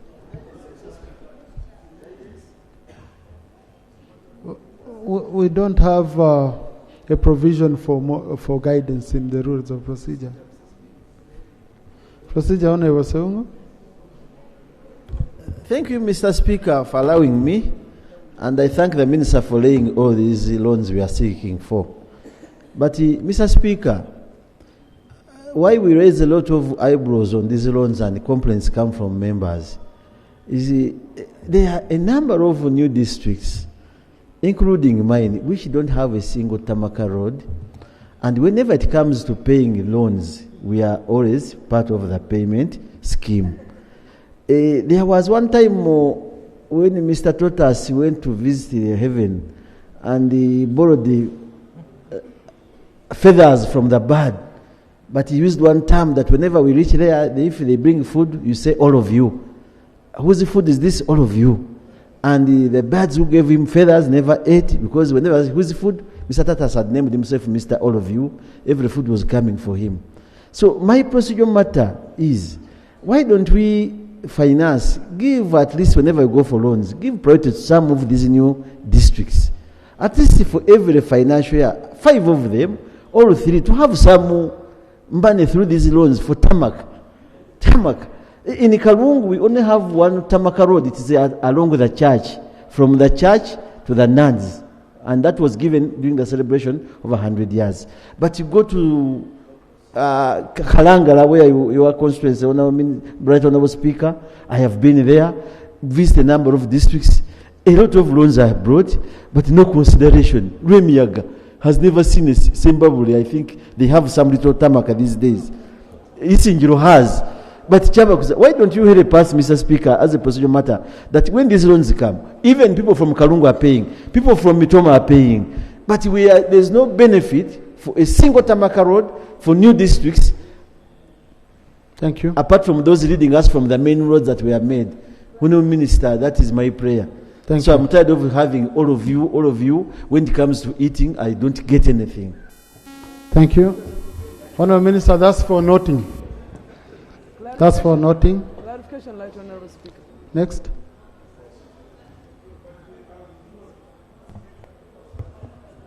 Speaker, I want to take note of Honorable Sewungo's desire to have a Tamaka road going to every district. However, Mr. Speaker, it is also important to recognize that we do not have the money and we can't have it in the medium term to do all these roads we want. Mr. Speaker, I wish to inform the House. Now, Honorable Songo, the person you're saying he should be kind enough to consider you, you're putting him on order. So, when he was speaking, I carefully point of order. listened. Point of order. Mr. Speaker, sir, you asked the minister to take note of what I've said. I am well aware you cannot have all the funds. And I said that why don't you at least pick some of those districts? I am telling you, Kalungu, where I come from, the main road we have for the whole district is only 35 kilometers. And when you look at its traffic, it is even higher than the one of where you come from. So is it in order, Mr. Speaker, for the Honorable Minister not to respect what you have taken from my plea? From my plea. Say, at least to please me for that day, that you have noted it and you shall take interest in what he's saying. Because what I'm saying, it might also be a beneficiary of the same. Is he in order? The minister is not in order for not taking note. No. On the floor. Is it clarification? Procedure? Mr. Speaker, thank you. But colleagues, we are opening up a debate on something which is just laying of papers. Speaker, thank you for your indulgence. I think when I listen to submission from colleagues, the cry from NEBI and all over the country, the leader of government business could do us a very good service if they can sit as government and come to this house and say, now we have a term of 5 years which is coming to an end, to show each and every member of parliament here, either in their district, what the government has done, delivered tangibly as a project in these 5 years. Many of us here, and I sympathize with those who sit on the NRM, you have nothing to go and tell your people. In 5 years, no road, no school, no high impact project, nothing. And the government has been there for 5 years. Every time the government has a specific set of promises that it has made to the country. And that should be done. So if it pleases you, Mr. Speaker, and to calm all this, the leader of government business with this well-composed team of ministers, come and tell us what you have delivered in each and every area of this country. Thank you. But now, colleagues, we have, just wait a bit, Honorable, I will allow you, Honorable Bright. But we have a committee in charge of government assurance. And government assurance includes what was in the manifesto, what the government promised to do. So the one failing to do the job, is it the opposition which is failing to point out the issues? Honorable Ramirama.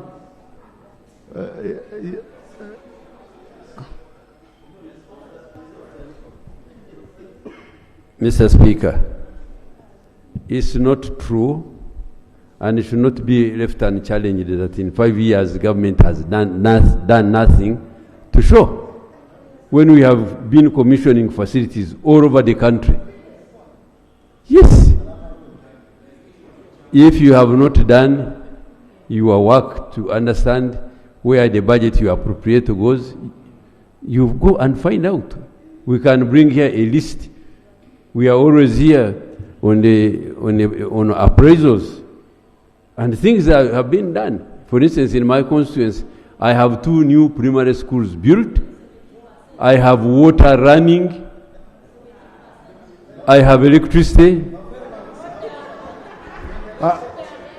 But Honorable colleagues, what I pick from what Honorable Jonathan was saying is that the Prime Minister should bring here a report of what they've done in 5 years. But, colleagues, every year we receive a budget performance report showing clearly where the money has gone and what has been achieved.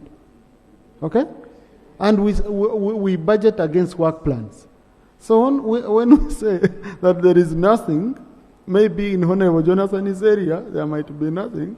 But what I picked was simple, that the Prime Minister, you should be given an opportunity to come and show us. You show off. In short, yeah, you show off what you've been able to achieve. Okay, that's for the Prime Minister to decide on. Honorable Msasizi, please conclude. Mr. Speaker, to supplement your point, to say we have nothing to show when we have the National Development Plan, we have the NRM Manifesto, we have cabinet and presidential directives from time to time, which all have been supported by this House through the budget, and we have the budget monitoring. The reports come here. If we go to the countryside and both within here in Kampala, I can start from Kampala, by the way. We, not long ago, together with the President, we commissioned the Kampala flyover project. In the greater Kampala metropolitan, the roads are under construction. So, the list is endless. So, Mr. Speaker, the assertion that we have nothing to show is really not correct.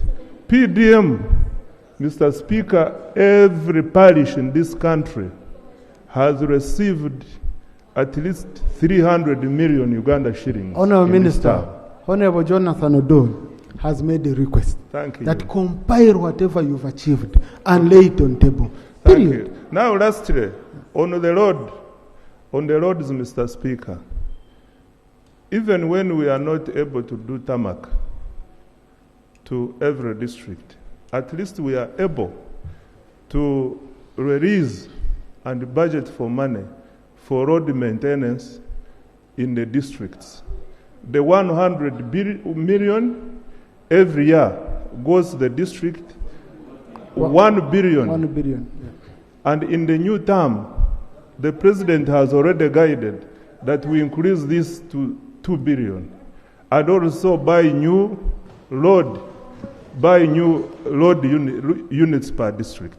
So, Mr. Speaker, I want to plead with Honorable Sewungu that where we cannot get tarmac, let me give you an assurance that we should provide money for road maintenance, routine road maintenance, so that we have motorable roads across the country. I thank you. Thank you. Honorable Bahati, you wanted to add something?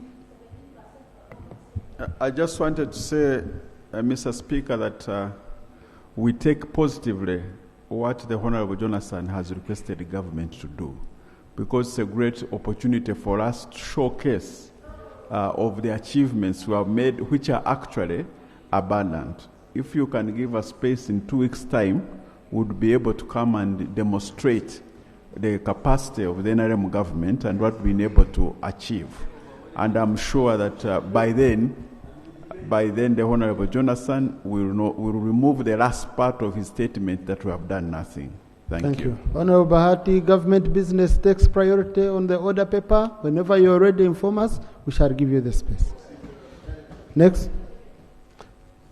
Honorable Boka, what's your procedure matter? Right Honorable Speaker, earlier last year, when you were presiding over this House on the matter of connection of electricity in districts in West Nile, I did raise a concern about an island of darkness in West Nile called Obongi district that does not have a single pole since time immemorial. You directed that the Minister of State for Energy, in collaboration with the members of Parliament. Clarification. Listen, I never direct ministers. Sorry. I cannot direct. You guided. I cannot direct someone I don't appoint, yeah, and I don't supervise. Yeah. I don't. You guide. I can guide, I can request, I never direct. Thank you. You guided, Right Honorable Speaker, that the Minister of State for Energy liaises with the members of Parliament from Addis Ababa region to come on the ground to have a first-hand assessment of the situation of connection of electricity to Obongi district. While West Nile was being connected to the national grid The people of Obongi wanted to boycott coming to participate in the connection of West Nile to the national grid. There was an assurance made by the president that before the end of this year, Obongi would be connected to the national grid. To date, there is no evidence of action being taken. For 3 consecutive years, the connection of Obongi has appeared on the budget, but no action has been taken. Is it procedurally right that you guide the minister and no action is taken to fast track the connection of Obongi to the national grid? I submit. Thank you. Thank you, Honorable. For clarification, that's not a point of procedure. Just wanted to first clarify to you, but I was patient enough because I've not been here for some days. I can't, come and start reprimanding colleagues. But, Honorable Minister, did you visit Obongi and what plans do you have? Because I remember you committed here. And it's in your neighborhood, I think. It should be in here. Right, Honorable Speaker. I've continuously actually engaged with him. The last time was just immediately after the primaries. With who, Honorable? With the Honorable member from Obongi. That's a better language. Yes.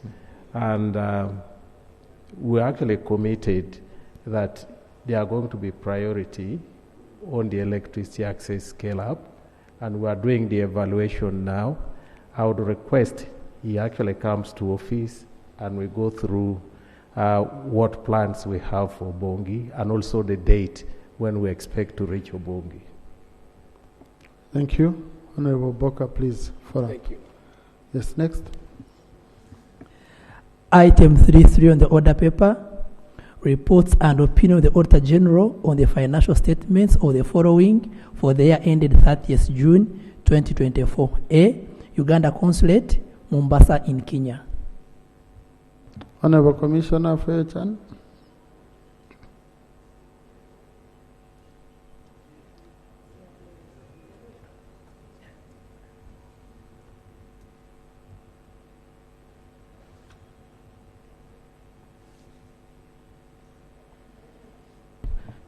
Right, Honorable Speaker, allow me lay a report entitled Report and Opinion of the Auditor General of the Financial Statements of Uganda Consulate, Mombasa in Kenya for the year ended 30th June 2024.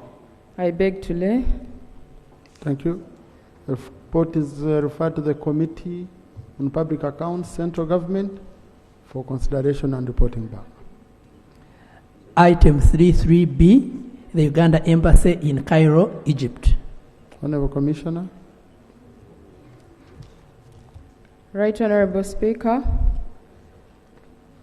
I beg to lay a report titled Report and Opinion of the Auditor General on the Financial Statements of the Uganda Embassy in Cairo, Egypt, for the financial year ended 30th June 2024. I beg to lay. The report is referred to the Committee on Public Accounts Central for consideration and reporting back. Item 3.4, report of the Auditor General on the Uganda High Commission in Abuja, Nigeria, for the audit year ended December 2024. Honorable Commissioner. Right, Honorable Speaker, I beg to lay the report titled Report of the Auditor General in the Uganda High Commission in Abuja, Nigeria, for the audit year ended December 2024. I beg to lay. I think that's the one we had considered. Okay, so is it a repetition? Just let me consult with the clerk.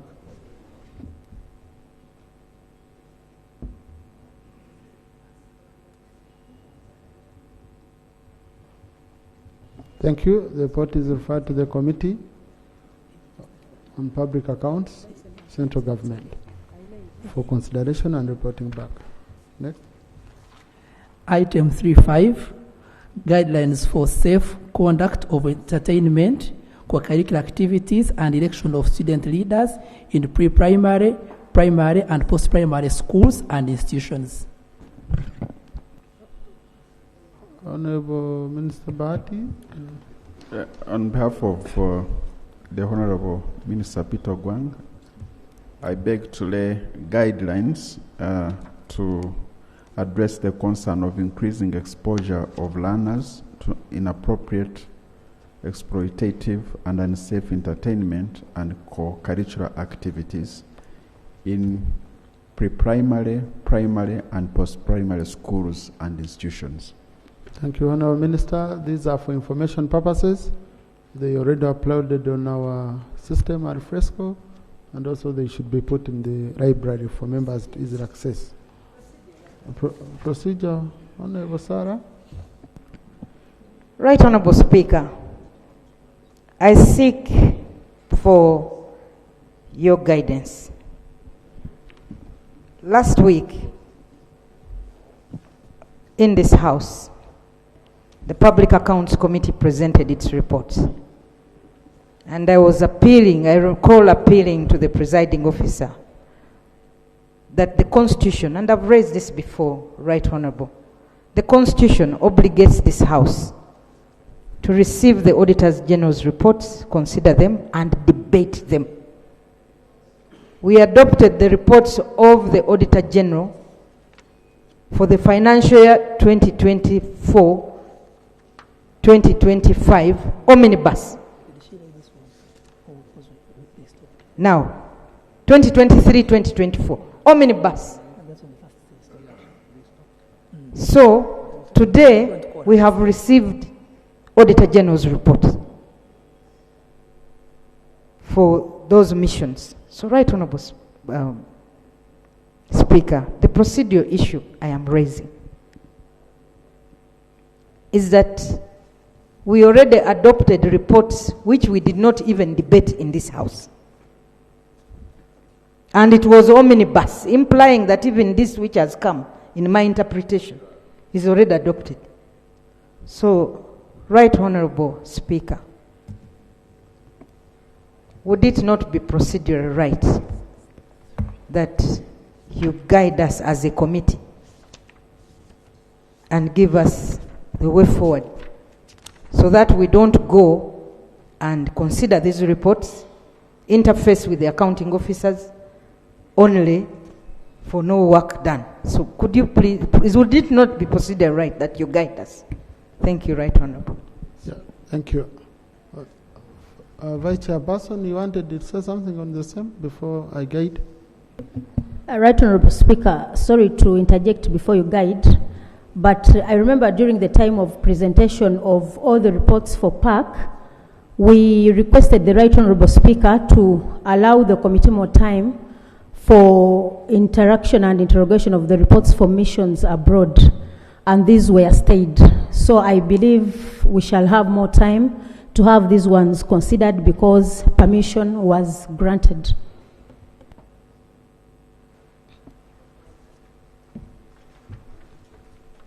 Thank you.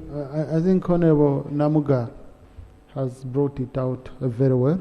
But also just, Article 163, Clause 5 is very clear. Parliament shall, within 6 months, after the submission of the report referred to, in Clause 4 of this article, debate and consider the report and take appropriate action. So I think it is after submission because they've just laid it here.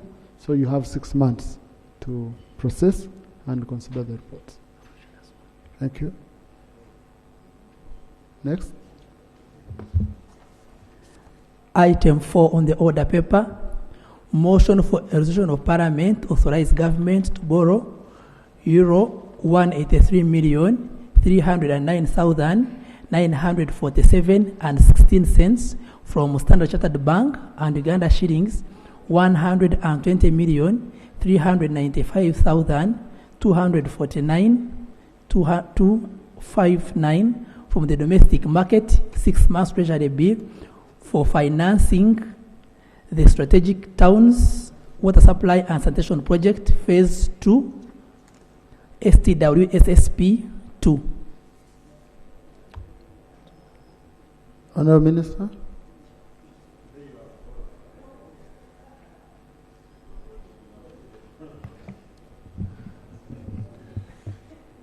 Mr. Speaker, pursuant to Article 159 of the Constitution of the Republic of Uganda and Section 34 of the Public Finance Management Act as amended, and Rule 162 of the Parliamentary Rules of Procedure, I beg to move a motion for a resolution of Parliament to authorize government to borrow up to euros 183,309,947.16 from Standard Chartered Bank and Uganda shillings 120 billion 395,249,259 shillings from the domestic market to finance the strategic towns water supply and sanitation project phase 2. I beg to move, Right Honorable Speaker. Is the motion seconded? Honorable Rukia Nakadama, Honorable Gabdia. But they are seconding, you're standing on procedure. Honorable Kwizera. Seconding, yeah? Yeah, those are enough. Honorable Tom is single man. Honorable Koruo, Honorable Senu, Honorable Yakatonda. So, Honorable Minister, you want us to give us a brief? Thank you, Mr. Speaker.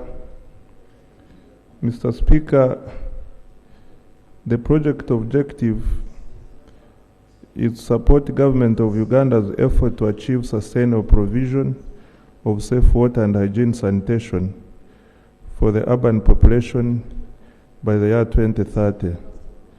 The project will improve the quality of service and the supply of water and sanitation facilities, as well as enhance the management and functioning of water supply and sanitation systems targeted towns in Uganda. The primary beneficiaries of the project would be residents of 4 selected cluster project areas in different regions of the country. The identified clusters are Nakasongora Phase 2 cluster within Nakasongora district, Kamuli Kasambira Phase 2 cluster within Kamuli district, Mayuge Bugade within Mayuge district, Idudi Busesa within Bugweri district cluster, and Aleputong cluster under Aleputong district. The project comprises of 3 major components, namely 1, urban water supply infrastructure development, 2, urban sanitation infrastructure development, and 3, project management.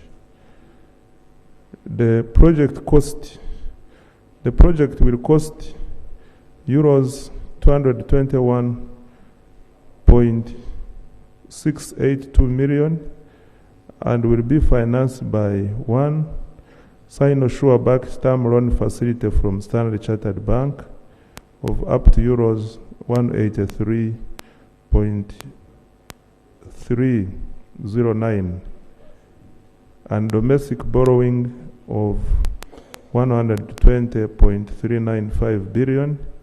This is a 6 months treasury bill and equivalent of 29.572 euros, and the government counterpart funding of euros 8.8 million, which will be spread over 5 years of implementation.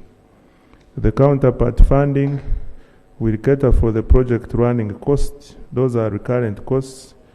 Land acquisition for infrastructure development, program coordination, and joint monitoring and evaluation.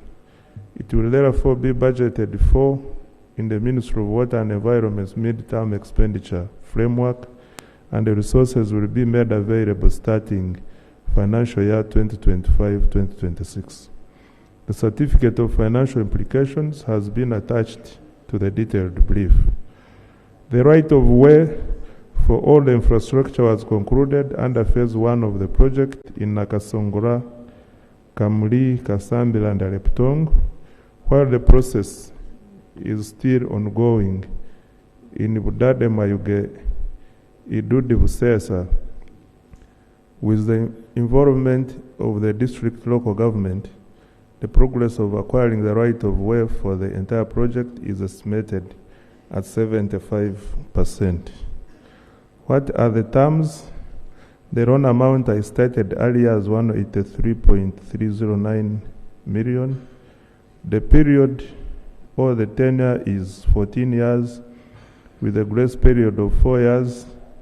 The interest rate is 6 months Euribor plus margin, and the commitment fee is 30% of margin per annum, which is 0.63%. The margin is 2.10. The sign-on-sure premium is 7% of principal and interest.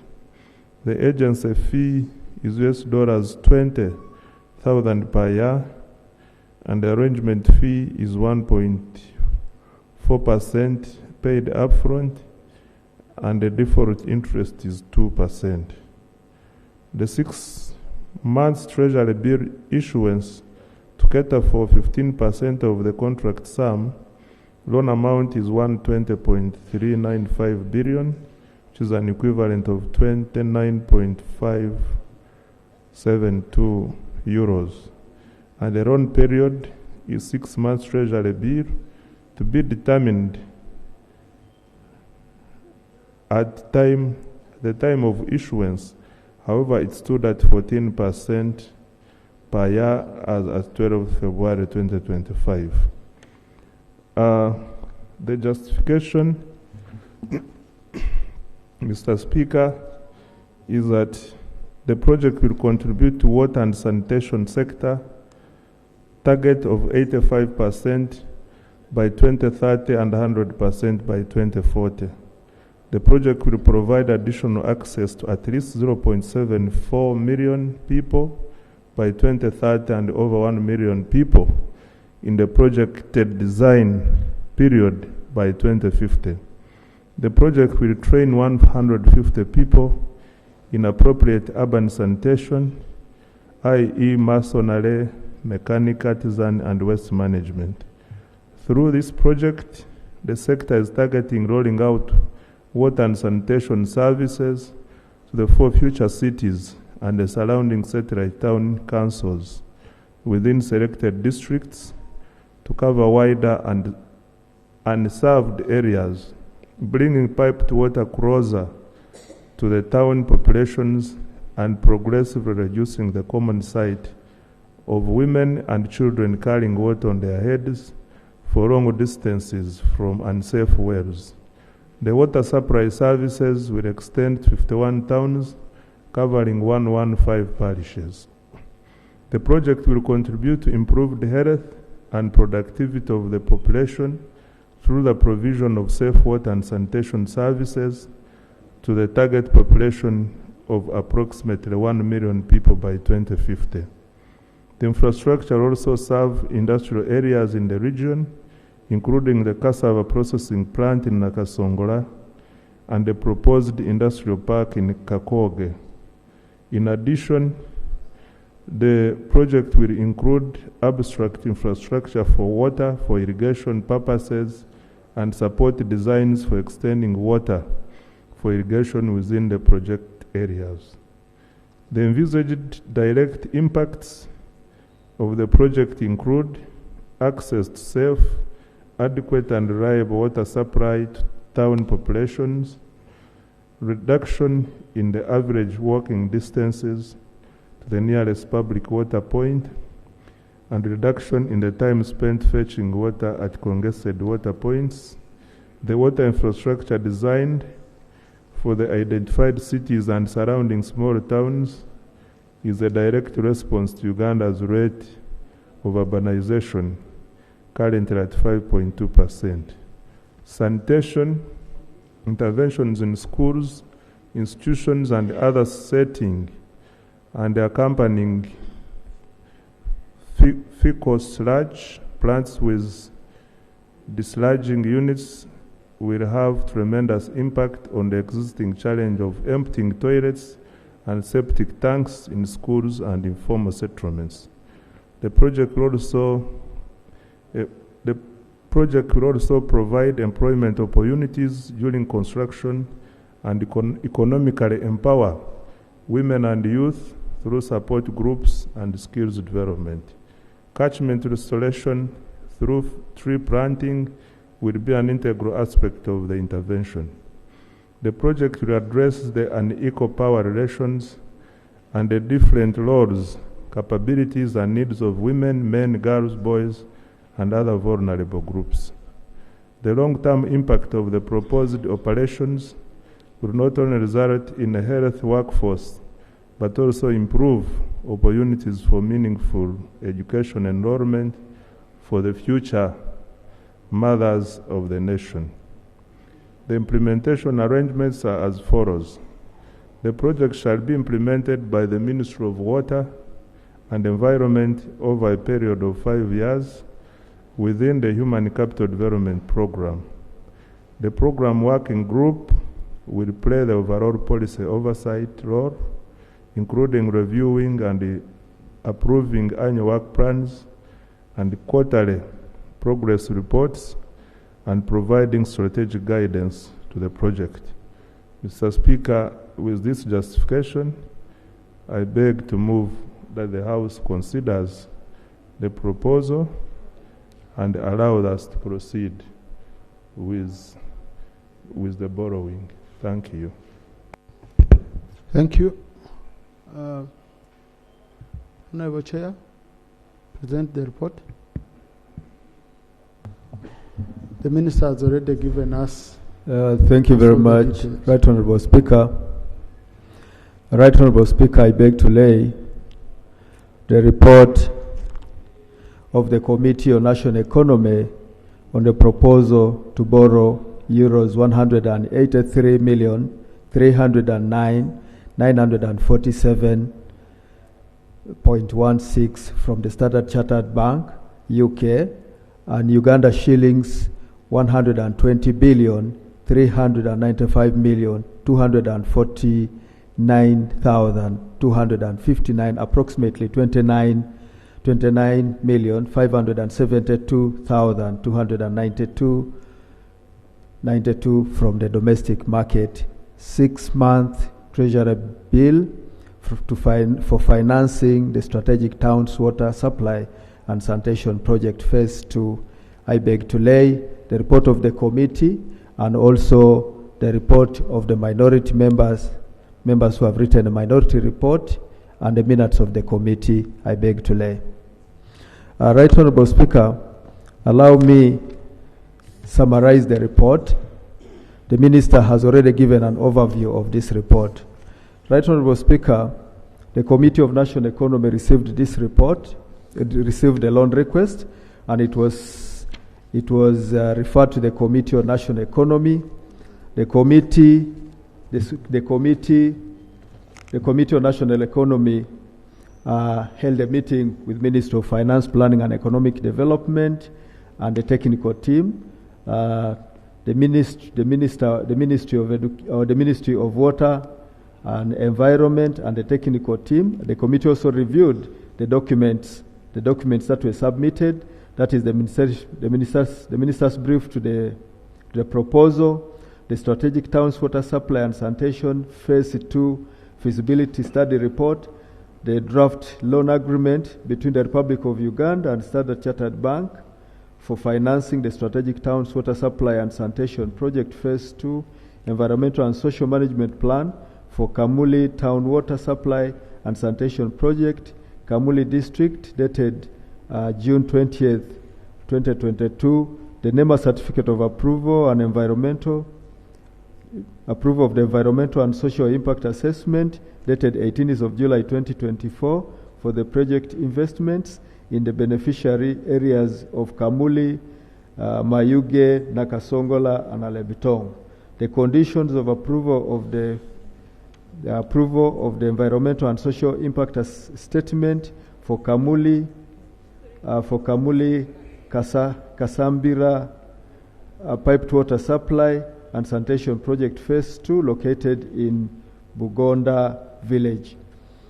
The committee also viewed a number of documents like the national planning, the document from the National Planning Authority clearing the strategic towns water supply and the sanitation project phase 2, the procurement plan, the strategic water town supply and sanitation project phase 2 implementation plan, the resettlement action plan, the Ministry of Finance, Planning and Economic Development letter dated 14th January 2025 confirming government's will and availability of counterpart funding for the strategic water supply and sanitation project phase 2 and the strategic towns water supply and sanitation project phase 1 physical and financial project progress reports as at January 2025, the strategic water supply and sanitation project phase 2 project management structure.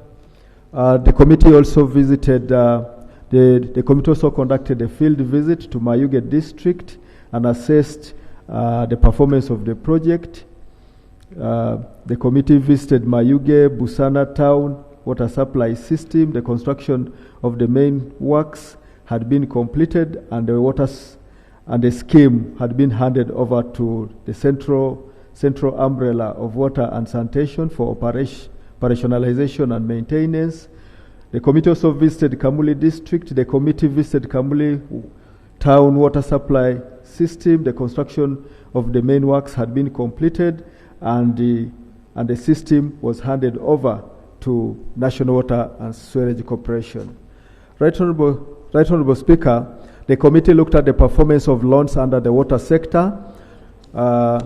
Ministry of Water and Environment had a total of about 14 projects that are donor funded with a total loan portfolio of about $1,346.98 million to finance the 14 projects as at the end of June 2025, and 53.62% of this money had been released. That is about to $722.23 million had been disbursed to the 14 projects.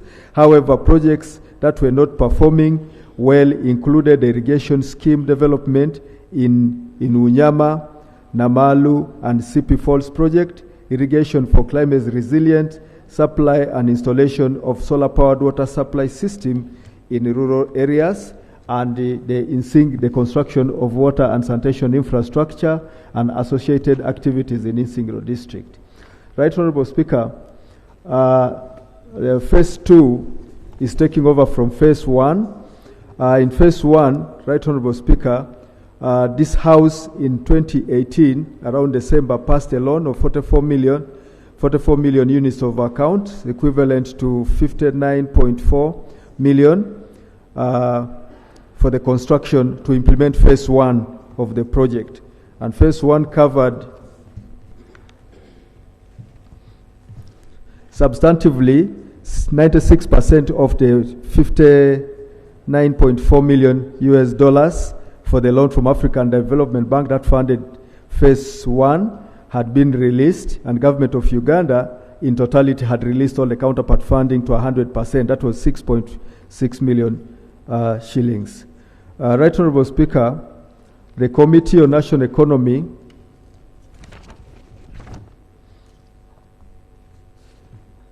the systems that were constructed under phase 1 included Dokolo Town Water Supply System, improvement works in Kapchora Town Water Supply System, maintenance of Nakasongola Water Supply System, Kienjojo Katoke Town Water Supply System, Buikwe Town Water Supply System, Abundi Bujo Water Supply System, Kayunga Busana Water Supply System, Kamuli Water Supply System. That was in phase 1, and a total of about 40 institutional and public toilets were constructed, and detailed designs for additional 10 water supply systems in the Upper Nile and the Kyoga catchment areas were done.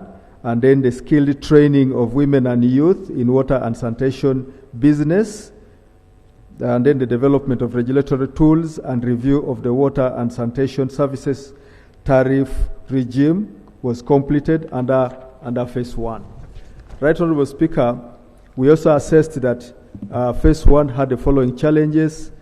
Phase 1 was affected by COVID-19, and then the construction material price escalations, and then land acquisition was also a challenge for major installations, and then change of scope of works had also an effect in phase 1, and then extreme weather conditions had an effect on phase 1. Right Honorable Speaker, the Minister has already informed this House of the objectives of phase 2 of the Strategic Town Water Supply and Sanitation Project phase 2, and I would like to inform this House that this is linked to the country's strategies. Right Honorable Speaker, the Minister already talked about the components, about the construction, about the components of this project. The project has three components.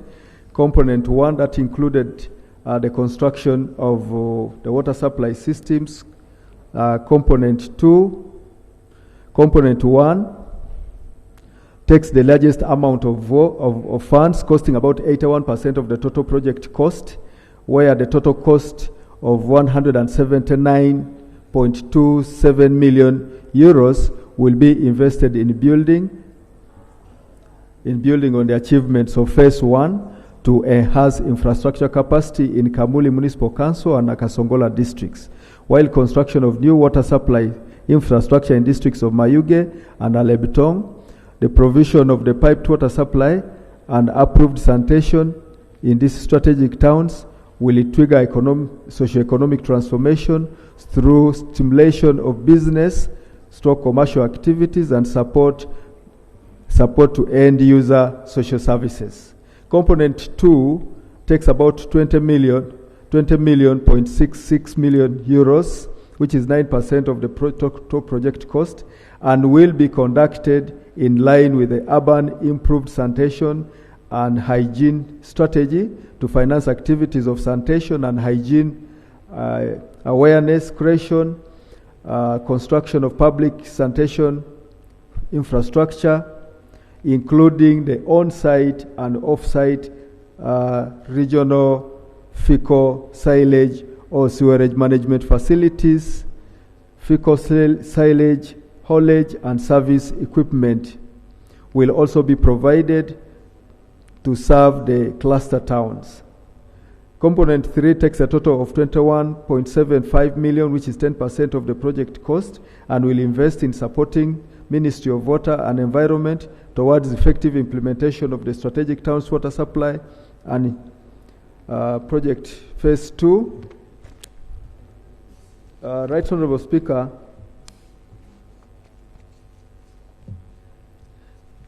allow me go direct to the committee's observations and recommendations. Right Honorable Speaker, the terms and conditions of the loan and the physical modalities, the committee observed that this loan, financed from external sources with the Standard Chartered Bank UK being the agent and the arranger, is being offered at a high commercial rate for projects that has no immediate revenue generation stream. However, this being mitigated by the socio-economic returns over the medium to long term, that leads to high economic returns of 19% over the opportunity cost of capital of 11%. Additionally, the financial modality through issuance of 6-month treasury securities in the domestic market is equally commercial with the current cost of 180 treasury bill rate of 12.5%. While this is an option available to government in mobilizing resources to finance its program, its suitability for such projects is a major concern. Such concerns involve whether such options are part of the Treasury security issuance calendar of the central government. Further, the cost of insurance premium for Sinosure of 15.7 million, which is 9% of the credit, which is considerably higher given that the risk assessment framework for the project indicates low risks for financial and political risks. The committee recommends the following. Government should ensure that high commercial loans are used to finance projects whose revenue generation capacity is in the short term. Ministry of Finance Planning and Economic Development should ensure that the domestic borrowing to finance specific projects form part of government insurance calendar to improve coordination between the monetary policy and the physical policy authorities. Efforts to mitigate the rising interest costs for the private sector due to increased government borrowing from the banking sector should further be explored by Ministry of Finance, Planning and Economic Development as well. Government should consider negotiating the insurance premium cost given the minimum risk the project faces and other costs to bring them to levels that are compatible to the Standard Chartered Bank. UK terms used for Kabalega Airport in Hoima that were non-concessional. Observation 5.2, the budgetary implication of Strategic Towns Water Supply and Sanitation Project 2. The committee observed that while a budget provision of 6.93 billion had been provided for on the ongoing activities under the project in the financial year 2025-2026, the Strategic Towns Water Supply Systems Project Phase 2 first year requirement is over 150 billion, is not provided for in the financial year 2025-2026. Further, the project is not part of the medium-term commitments statement for the financial year 2025-2026 as presented to Parliament. The domestic debt acquisition to finance part of Phase 2 increases the financing requirement of government in terms of short-term interest rates payment that should be planned in the government physical operations for the financial year 2025-2026 and over the medium term. The committee recommends the following. Government should expedite the process of including the Strategic Towns Water Supply and Sanitation Project Phase 2 to form part of the medium-term commitment for the financial year 2025-2026 and the medium term. As well as a result, government should adjust the physical framework to include any costs associated with the financing modalities of the project for the financial year 2025-2026 and the medium term. 5.3 Government's counterpart funding.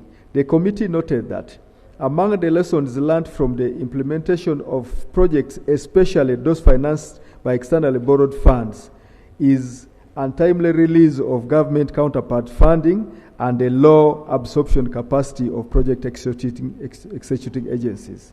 The committee recommends that government ensures that adequate counterpart funds for these projects are timely integrated into the national budget during the implementation period. 3. Fulfillment of the loan conditions.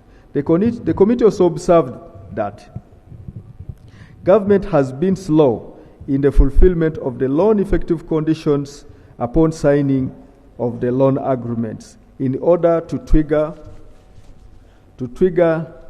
the disbursement of committed funds for the implementation of the debt-funded projects.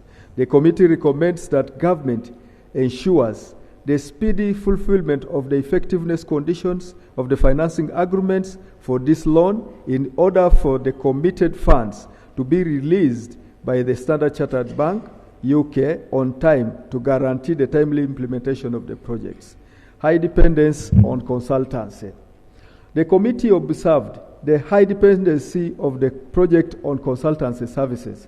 According to the project procurement plan, a total of 8,070,513 million US euros will be spent on consultancy services. The majority of the consultancy costs will finance consultancy services for construction supervision of Alebitong, Kamuli, Kasambira, Phase 2, Bugade, Mayuge, Idudi, Busesa, and Nakasongola Phase 2 water supply and sanitation.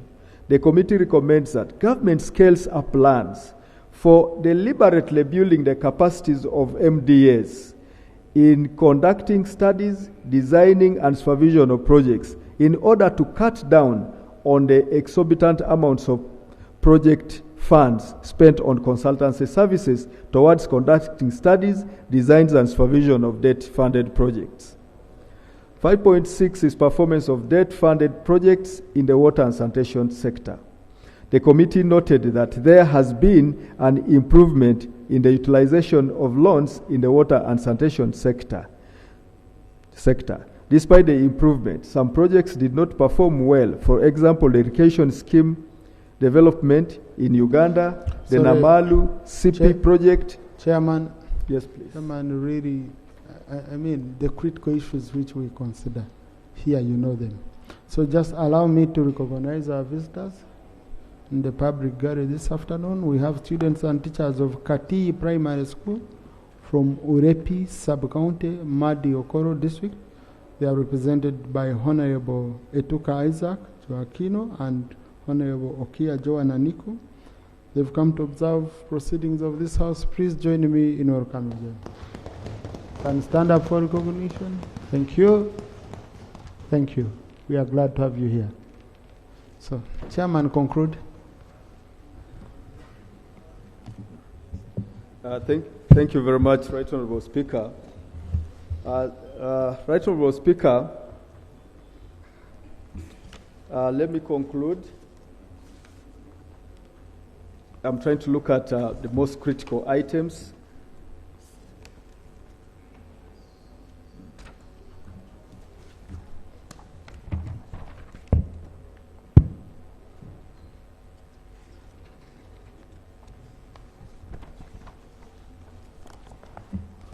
Right Honourable Speaker, I'm looking at item 5.1, inconsistency of borrowing with the 2023 Public Debt Management Framework. The 2023 Public Debt Management Framework outlines a comprehensive strategy for managing public debt over the 5 years starting 2023-2024 to 2027-2028. This framework articulates principles, government commitments, strategies, and benchmarks crucial for shaping public debt decisions during this period. The primary aim of this framework is to highlight the financing solutions that address the government fiscal deficits, carefully weighing the balance between cost and risk to ensure sustainable funding for economic growth and development. Under the external debt finance, there has been 8 principles of external debt which are provided under Annexure 1. Under Annexure 1 of the report, and project failures. The proposed project fails the first principle which states that government shall continue to pursue concessional and non-concessional borrowing to finance, to meet the external financing requirements through the underlying guidelines. Social and human capital projects shall be funded at concessional terms with a grant element of at least 35%. Consideration for non-concessional loans, that's direct and or export credit agencies, lending with a grant element of less than 35% shall be contracted on conditions that 1, the project provides an economic rate of return greater than the interest rate charged. 2, the project economic net present value and the internal rate of return is greater than 12%. 3, the effective interest rate of the cost of the financing at any given time should be less than or equal to the applicable benchmark rate, that is SOFR and Euribor plus 250 basis points. The committee observed that government is proposing to finance this social project on a commercial terms with a grant element of 7%, which is highly non-concessional, and it falls below 10% threshold for the semi-concessional loans. This sets a precedent of acquiring social sector loans on expensive terms, and yet usually these projects are not financially viable, which is the basis for the framework requiring such loans to be obtained on concessional terms. The project has a financial interest return of 4.7% and a negative net present value of that, and a low benefit cost ratio of 0.73, indicating that the proposed project is not financially viable on its own and requires a government support to be viable. Further, the committee noted that while the economic rates of return for the proposed project is higher than the interest rate, with economic rate of return of 19%, complying with the first and second condition for non-concessional loans. The effective interest rate associated with the proposed borrowing is 4.96%, which is higher than 6-month Euribor plus 250 basis point of 4.58, implying that the cost of the proposed loan is higher than the recommended cost of non-concessional loan, making the proposed loan fail in complying with the third condition of contracting non-concessional. The committee recommends that government, through Ministry of Finance, Planning and Economic Development, renegotiates the loan terms with the proposed creditor or identifies another creditor whose terms are consistent with the 2023 Public Debt Management Framework. Elimination of the Ugandan and the East African contractors during the implementation. The committee noted that during the implementation of phase 1 of the Strategic Towns Water Supply Amendment, several contractors were awarded contracts for direct clusters, for different clusters. For example, in Kamuli, the contractor was Vidas Engineering Company Limited with the supervision consultants Jos, Hannes and Shone East Africa Limited. And in Kayunga, one of the contractors was Vambeco Enterprises Limited, supervised by Alliance Consultants Limited. The ministry did not communicate any concerns of the ability of various contractors to deliver similar outputs under phase 2. The committee recommends that the commitment to the East African Continental Free Trade Area, government through Ministry of Water and Environment reviews the contract of awarding all clusters to one company, SEARCH, and open up implementation of the project to include East African companies in order to maximize the local content, since their abilities to construction and supervision was observed in phase 2. They need to review the project costs.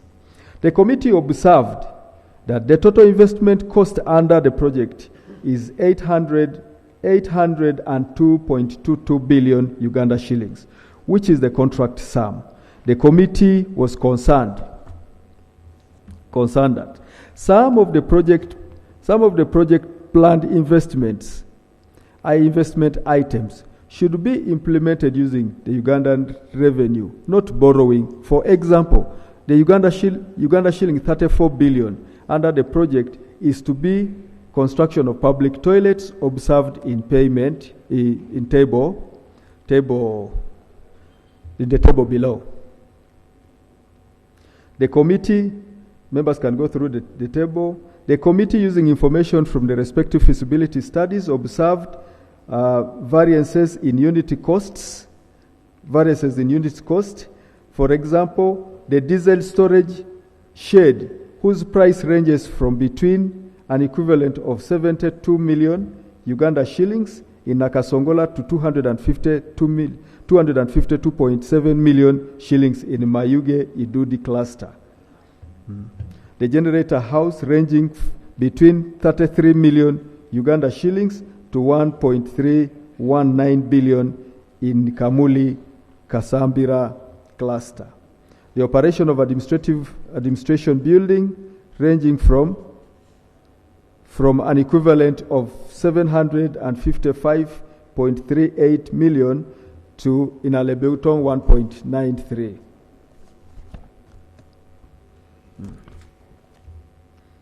The committee recommends that the costs of the project be reviewed in view of bringing down the credit cost and reducing the cost of designs and scaling down expenditure on public toilets and guard house, among others. In conclusion, Right Honorable Speaker, the committee appreciates the proposed project.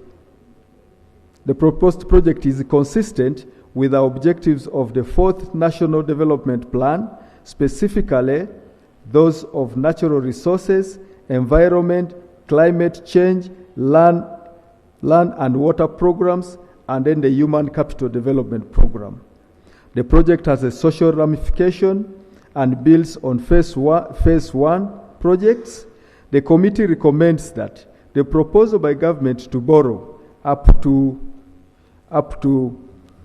euros 183,309,947.16 from the Standard Chartered Bank and 120 million Uganda shillings 395,249,259 shillings, approximately 29,572 euros 296 from the domestic market, 6-month treasury bonds for financing the strategic towns water supply and sanitation project phase 2 be approved and subject to the above committee's observations and recommendations. Right Honorable Speaker and Honorable members, I beg to report. Thank you, Chairman. Like you said, Ari, there is a minority report. So, Honorable Tebandeke.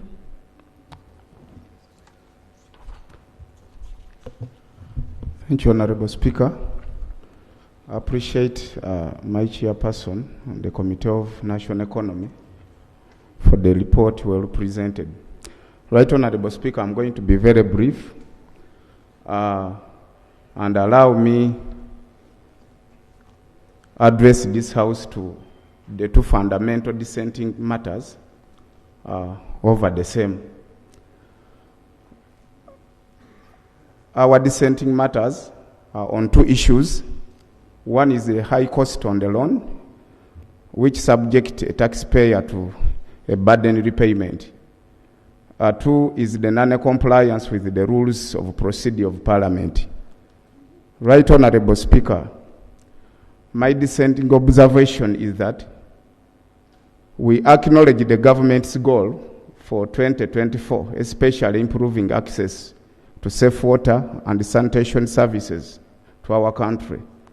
Towns like Nakasongola, Kamuli, Kasambira, Alebeutong, Bugade, Mayuge, Idudi, Busesa, among many other towns in Uganda that still lack safe water. Any good external borrowing for such social development would be much welcome, but this special request, Right Honorable Speaker and members, we are completely opposed to committing taxpayers to this loan for the following reasons. Right Honorable Speaker, the high cost on the loan. Right Honorable Speaker and colleagues, the loan is purely commercial from Standard Chartered Bank, Synergia-backed term with the interest rate of 6% ALBA plus a margin, a commitment fee of 30% from the margin per annum, a margin of 2.1%, an agency fee of 20,000 US dollar payable annually, an agreement fee of 1.4%, and the default interest fee of 2% Synergia premium. Right Honorable Speaker, 70% interest fee on premium and 70% interest fee on interest is almost double interest over the same. Right Honorable Speaker and colleagues, strategic town water supply and sanitation project, phase 1 of the same project, was financed by African Development Bank, whose terms were semi-concessional with a grace period of 8 years and a maturity of 25 years. For this particular request, it is a 4-year grace period against a 14-year maturity period. Right Honorable Speaker and members. Colleagues, also we need to note that the report of public debt, grant and other financial liabilities of financial year 2024-2025, on page 42, there is a loan request of 214 million euro from the United Kingdom Export Financing pending cabinet approval by March 2025. Any immediate approval of this loan, Right Honorable Speaker and colleagues, by cabinet can save taxpayer from commercial loan of Standard Chartered Bank for this particular project. Right Honorable Speaker, in addition to that, as highlighted on non-compliance with the parliamentary provisions, our hands as Parliament are tied by Rule 162(5)(b) of the Rules of Procedure of Parliament that any loan request before Parliament for approval, we need a list of financing options considered when identifying the creditor. Right Honorable Speaker and colleagues, on presentation of this loan, there is no any financial option on requests that were laid before committee by the Minister for consideration. The committee, while scrutinizing this request, were not provided with any list of financing option. We were left green over the criteria used to arrive at Standard Chartered as a lender to this particular loan. If other options were provided, maybe we would scrutinize this loan furthermore better. Without this information being provided to the committee and this House, Right Honorable Speaker, Parliament shall be working contrary to their constitutional mandate as enshrined in Article 159. Therefore, this is working against the rule of law, Right Honorable Speaker. Right Honorable Speaker, as I requested this House to be brief, allow me to draw your attention to the following recommendation. We urge the House to adopt our descending option in the spirit of saving taxpayers from such a costful loan. The minister responsible for finance clarified why African Development Bank, which financed this same loan in phase 1, was not able to fund the same particular loan in phase 2. Right Honorable Speaker. Right Honorable Speaker, we recommend that the minister presents to us a list of financing options considered when selecting Standard Chartered Bank for parliamentary review. Why could the minister only come with a loan with only one option? Exception of any other would be option for consideration of this House. Right Honorable Speaker, I further recommend that the Minister of Finance should clarify the double nausea premium payment of 70% on principal and 70% on interest, which in my own view, Right Honorable Speaker, I see it as a double interest over the same loan, hence a big burden to the taxpayers' money and a wastage. Right Honorable Speaker, additionally, I request this House to defer approval pending cabinet update on the United Kingdom export financing of the 214 million euro option and explore a hybrid financing. I think this will be to our advantage and to sanitize the name of this parliament and saving Ugandans from the would-be costful loan repayment. Right Honorable Speaker, I request that this House refers back this loan request to the committee for supplemental scrutiny. And in your own guidance, Right Honorable Speaker, the committee can bring back the report after supplemental scrutiny in 14 days so that we exercise the liberties of this House, Right Honorable Speaker. I still recommend that this House should debate both majority and minority reports together under Rule 115, prioritizing taxpayers' protection amidst the debt to GDP threshold breach. In conclusion, Right Honorable Speaker and colleagues, I conclude that the minority report under Rule 115 highlights valid concerns about costs and the procedure while protecting the public interest on a high debt environment. Approving this loan without addressing these issues as highlighted could be a burden and make us vulnerable and the country. I urge the House to reject and defer the proposal until clarifications are provided, seeking more favorable terms to ensure a suitable financing for the project over the same loan and uphold parliamentary sovereignty and physical procedure. Honorable members and colleagues, I beg to submit. Thank you, Honorable. Thank you. Honorable Minister for Finance, because there are things which need a quick clarification before we open up on anything. One, the issue of list of financing options, which the minority report is talking about. And then also the member is saying that there is a loan for the same project, UKEF loan proposal. I don't know how they access cabinet, details of cabinet. So no, just because it's direct. Is cabinet having a is considering a proposal from UKEF for the same project? That would be cheap. No, I needed Honorable Byanyima. There are things usually I want the minister to clarify to help me when I'm guiding debate.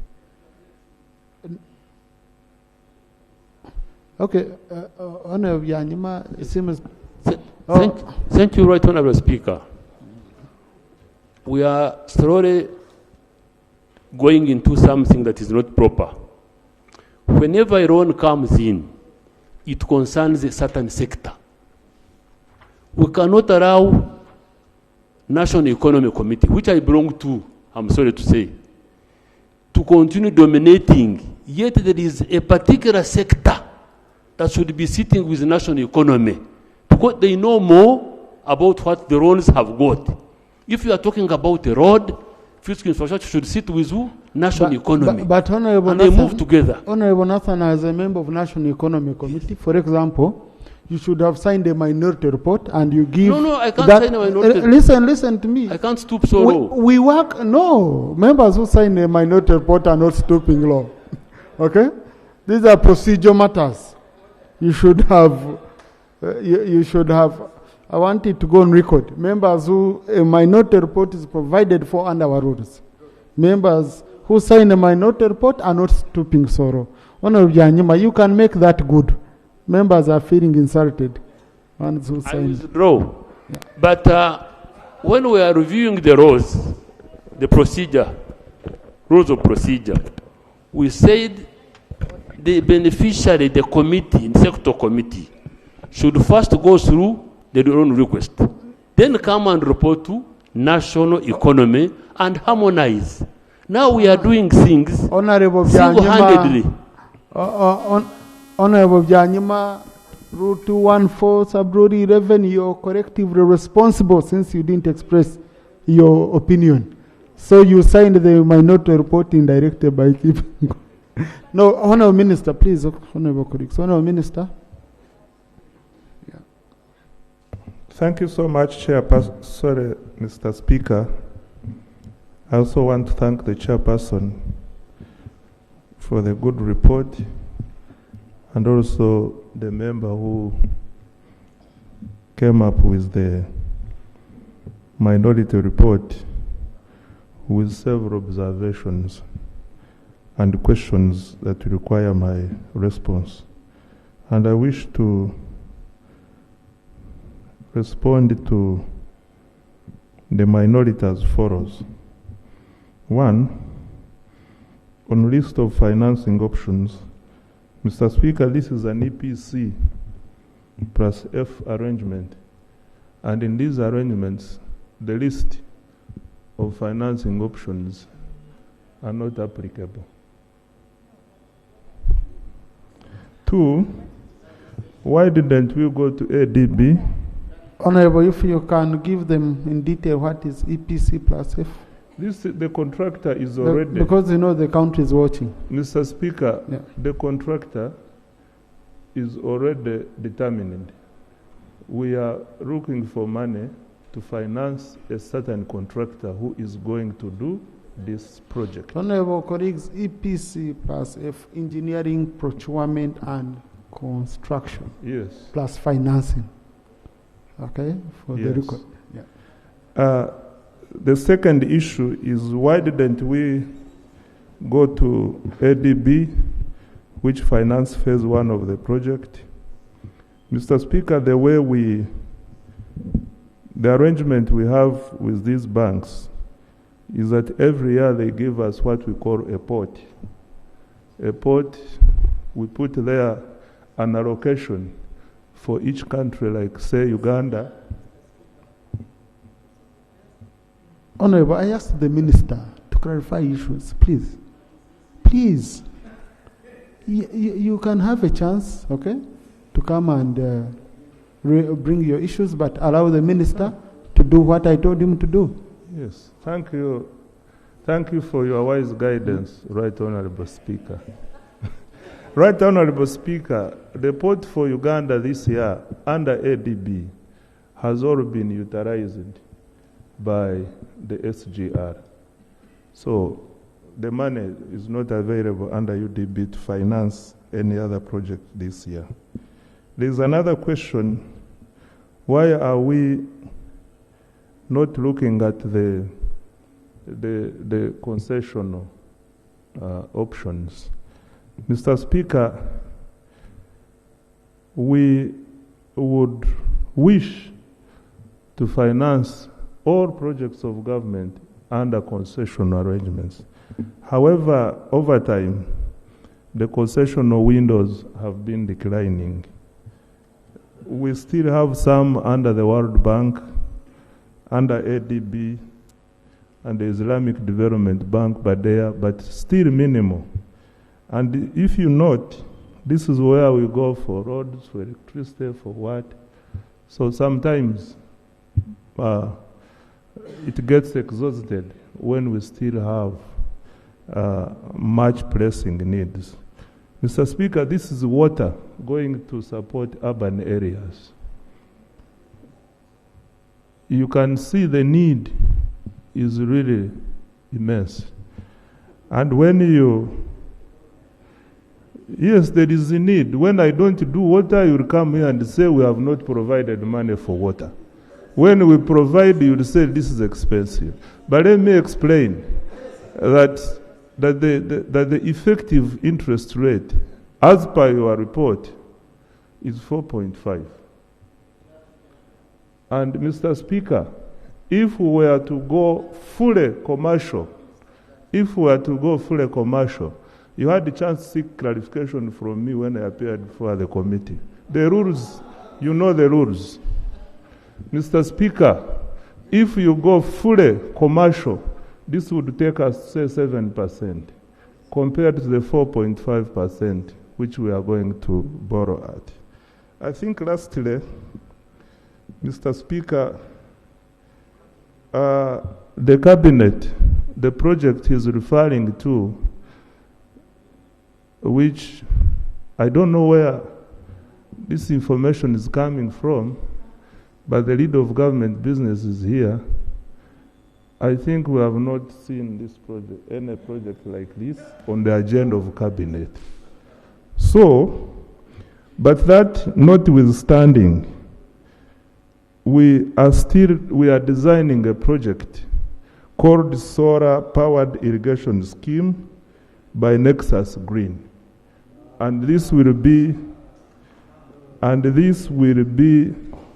financed. Sorry? What? I'm sorry.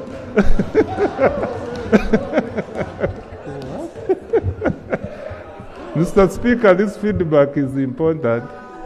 I will, outside, off record, I will discuss with the colleagues. Yes. No, I think, Honourable Minister, what is very important, I recognize the children. I think what is important from the mamas we hear, we approved here on, I think, of $110 million for Nexus Green. So I think members need to be updated on how far you've used. Okay? And the moment, yes, and that will be more helpful. Okay? So when you talk of a new project before they see the other one working, Honourable Minister, continue. So I think this is where the 214 million euros will apply under that new project, which is still under design. I think, Mr. Speaker, this is what I can respond to briefly in the minority report. Thank you. Thank you. Honourable Ayume. No, members of the committee, please take your seats. Members of the committee. Rule 214, sub-rule 1 of our rules. Members of the committee, sub-rule 11. They don't allow. Yes, Honourable Ayume. Thank you, Honourable Geoffrey Nzima. And Honourable Isingoma. Honourable Tom. Thank you, Right Honourable Speaker. I appreciate the spirit in which the loan is being procured. However, I would like to re-echo the committee chairman's observation of the 8 million euros for consultancy services. That's about 32 billion shillings. Right Honourable Speaker, 32 billion shillings is half the cost of building a new general referral hospital. So I would applaud that in future we build in-house capacity of most of these MDS, so that consultancy services, because we have been doing these projects for the last 20 years. By now we should have built enough in-house capacity so that consultancy services are in-house and this money would go to Ugandans. Thank Thank you. Oh, Right Honourable Speaker, and I'm also taken a bit aback that a 6 tons pit latrine would cost 142 million shillings. That's food for thought. Thank you. Thank you. Yes, Honourable Nzima. Yeah, thank you, Mr. Speaker. My first point is already being spoken by Honourable Yume, that is particularly the cost for consultancy. I have stood to support the loan because any money got to supply water to our people is very crucial. When you go across the country, most of the areas are still lagging behind in terms of national water levels. But also, Mr. Speaker, I will also want to bring this issue that it will also be important. Some of the projects which were brought earlier, that is stalled because of lack of money, should have also been taken into consideration. There was a integrated rural water project which was undertaken by a World Bank funding. This was supposed to be a 5 years project. In my constituency, in Irodo, Aoba, and the Koka, these water sources were drilled, but along the way, government said no, due to depreciation, we cannot go ahead and pipe all this. These are all being abandoned. And these sources were identified because the water problem in these areas were very acute. Like in Aoba, we have secondary school, we have a market, we have a primary school, and all this.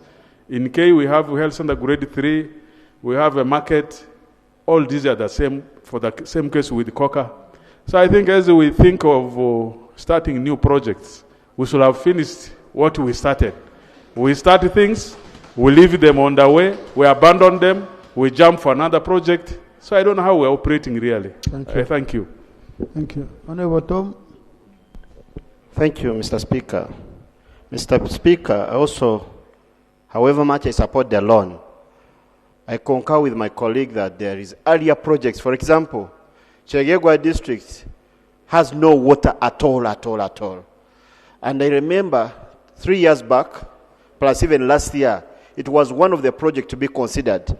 Evaluation was done, the consultants were paid, what we are waiting for was the money for implementation. Up to now, it's not even reflecting in the report. I'm a bit disappointed because I was expecting it to be part of the project, to be on the table and to be worked on as far as it's concerned. Thank you, Mr. Speaker.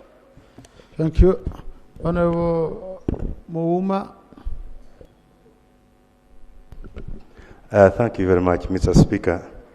Mr. Speaker, I'm a little confused with the conclusion of the committee's report because they helped us to raise red flags at different points, recommending reviews. They need to review the cost of this, they need to look at the toilets, they need to do this and that. Then all of a sudden, they are saying we approve. I'm imagining after approving, at what point we shall review. But Honourable, they said the subject. They told you here subject. They should go back and renegotiate this. For you finish your part, then government goes back and negotiates. Right, Honourable Speaker. That's what they said. I'm very positive about the purpose of the loan because when I look at the Right Honourable Prime Minister there, when they talk of Bugade, she's saying, of all people, Muma is being hesitant for Bugade. People, Bugweri, to get water supply. But the issues highlighted in the body of the report needed to be addressed before we say, yes, we approve. That is my... Thank you. Honourable Thank you. Thank you. Right Honourable, the Honourable Milton has addressed my concern, but I want to bring it from the legal perspective. And I kindly want to draw your attention, the Minister and the Chairperson of the committee. The motion requires us to approve a resolution of Parliament. The constitutional standard is that you either approve or you reject, because these requests come with specific terms and conditions. So if Parliament says you go and do A, B, C, D, which is not defined, from which unit cost now to which one. from which financing model to which one. And for us here, we say approve subject to. It has piqued my mind that maybe when Parliament does these resolutions, they should be laid back in this Parliament, and we see. We can easily fall in a trap where you approve a motion and the resolution that is extracted does not reflect what Parliament has decided. So I really support and I kindly request that you give due consideration to the issue raised by Honorable Muoma, because it's a legal requirement that we must approve with certainty.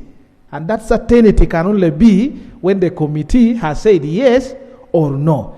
In other words, the chair of the committee should help us. It appears the committee rejected. That's the interpretation. They said, do not approve, let them first go back. And once they have the new terms and conditions with the financing, with the unit cost review, then they can come back.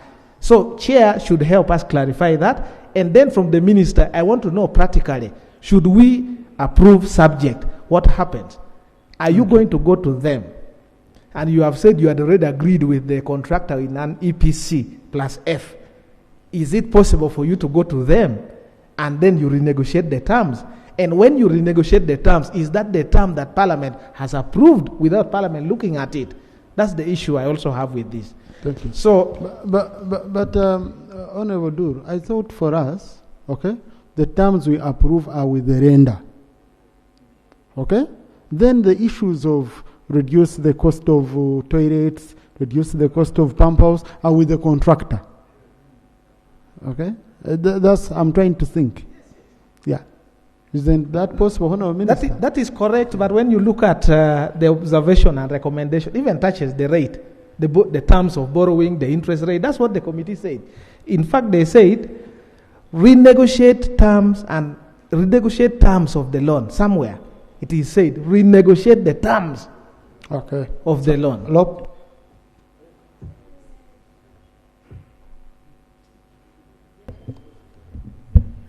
Honorable Speaker, we have done a lot of borrowing lately, and that keeps spiking our debt burden very problematically. It keeps soaring. And again, I don't want to pour cold water on the justification for the loan. Yeah? Water, sanitation, and so on. Good projects. But these deep-seated issues have got to be addressed too. I have mentioned severally here the challenge with some of the loans that we approve. Projects fail to kick off. They are riddled with corruption. You don't get quality value for money. Two, we approve many loans here, Right Honourable Speaker, and they remain undisbursed. According to the Auditor General's report, as of December last year, 16.4 trillion shillings is what we had on our financial records worth of undisbursed loans. This is money we borrow, and we are just not ready. Meanwhile, the lender is going to charge you commitment fees. And again, according to the Auditor General's report, which I encourage members to read, we paid as of end of last year over 70 billion shillings. Why? Why are we doing that? It does not make sense at all. Honourable Speaker, you see, let me point to two now technical issues after having mentioned those general ones. The minister is denying what we have in our rules, Rule 162.5b, the list of financing options to be considered when identifying a creditor. It doesn't matter that the project is ongoing. You're now on phase 2. There was an earlier creditor, ADB. You have moved away from ADB.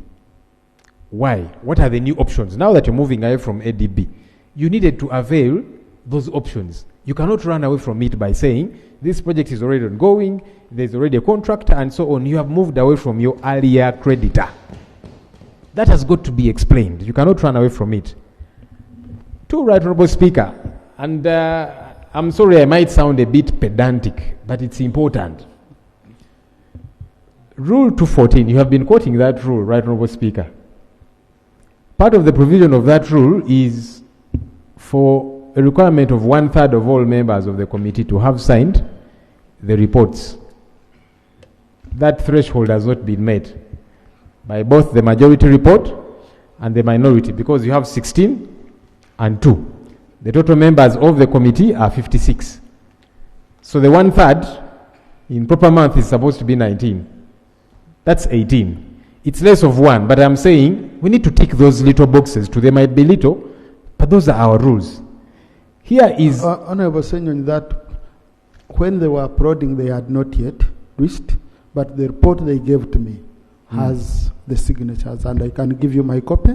You will verify, members sign. Maybe if you can help us so that it's not just yes. me, Right Honorable Speaker, how many? Because the report that we... I have 17 members on the main report and 2 members on the minority report, making it 19 members. Then we need to see, Right Honorable Speaker, with your guidance, how this gets to be sorted. At what point do we get to know these are the members that have signed? Because what is uploaded, what we do have, has got less. But then along the way, they forward to the Speaker another one. But here, away from that... Just let me make it easy. You will upload the one where you have all the signatures, so that it goes on record. I'm glad you have clarified that. Here is what's even more bothersome regarding this quorum thing. Rule 25 provides that for us to take a vote on any question, like we are about to, we should have 1/3 of all the members who are entitled to vote. That's a number of 177 members. Honorable Speaker, I doubt we have got that number here. Again, I was saying, yes, sometimes they say online, maybe we can be guided. How many people are online, so that we see how many are online, but also to access online, there is a procedure of how somebody gets to be ticked that you attended online. So that we tick all these boxes. You see now, you're running away from the boxes we must tick, the procedural issues to do with this loan. You also want to run away from our house procedures. Why? What exactly are we in a hurry to try and do? Why do we not follow the law if you want to get these loans approved? Thank you.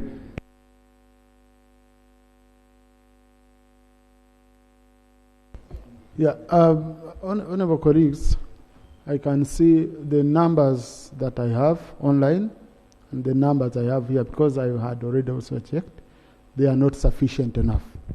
So I won't put the question on this, but that won't stop us from debating and all that. So House adjourned to tomorrow at 2 p.m.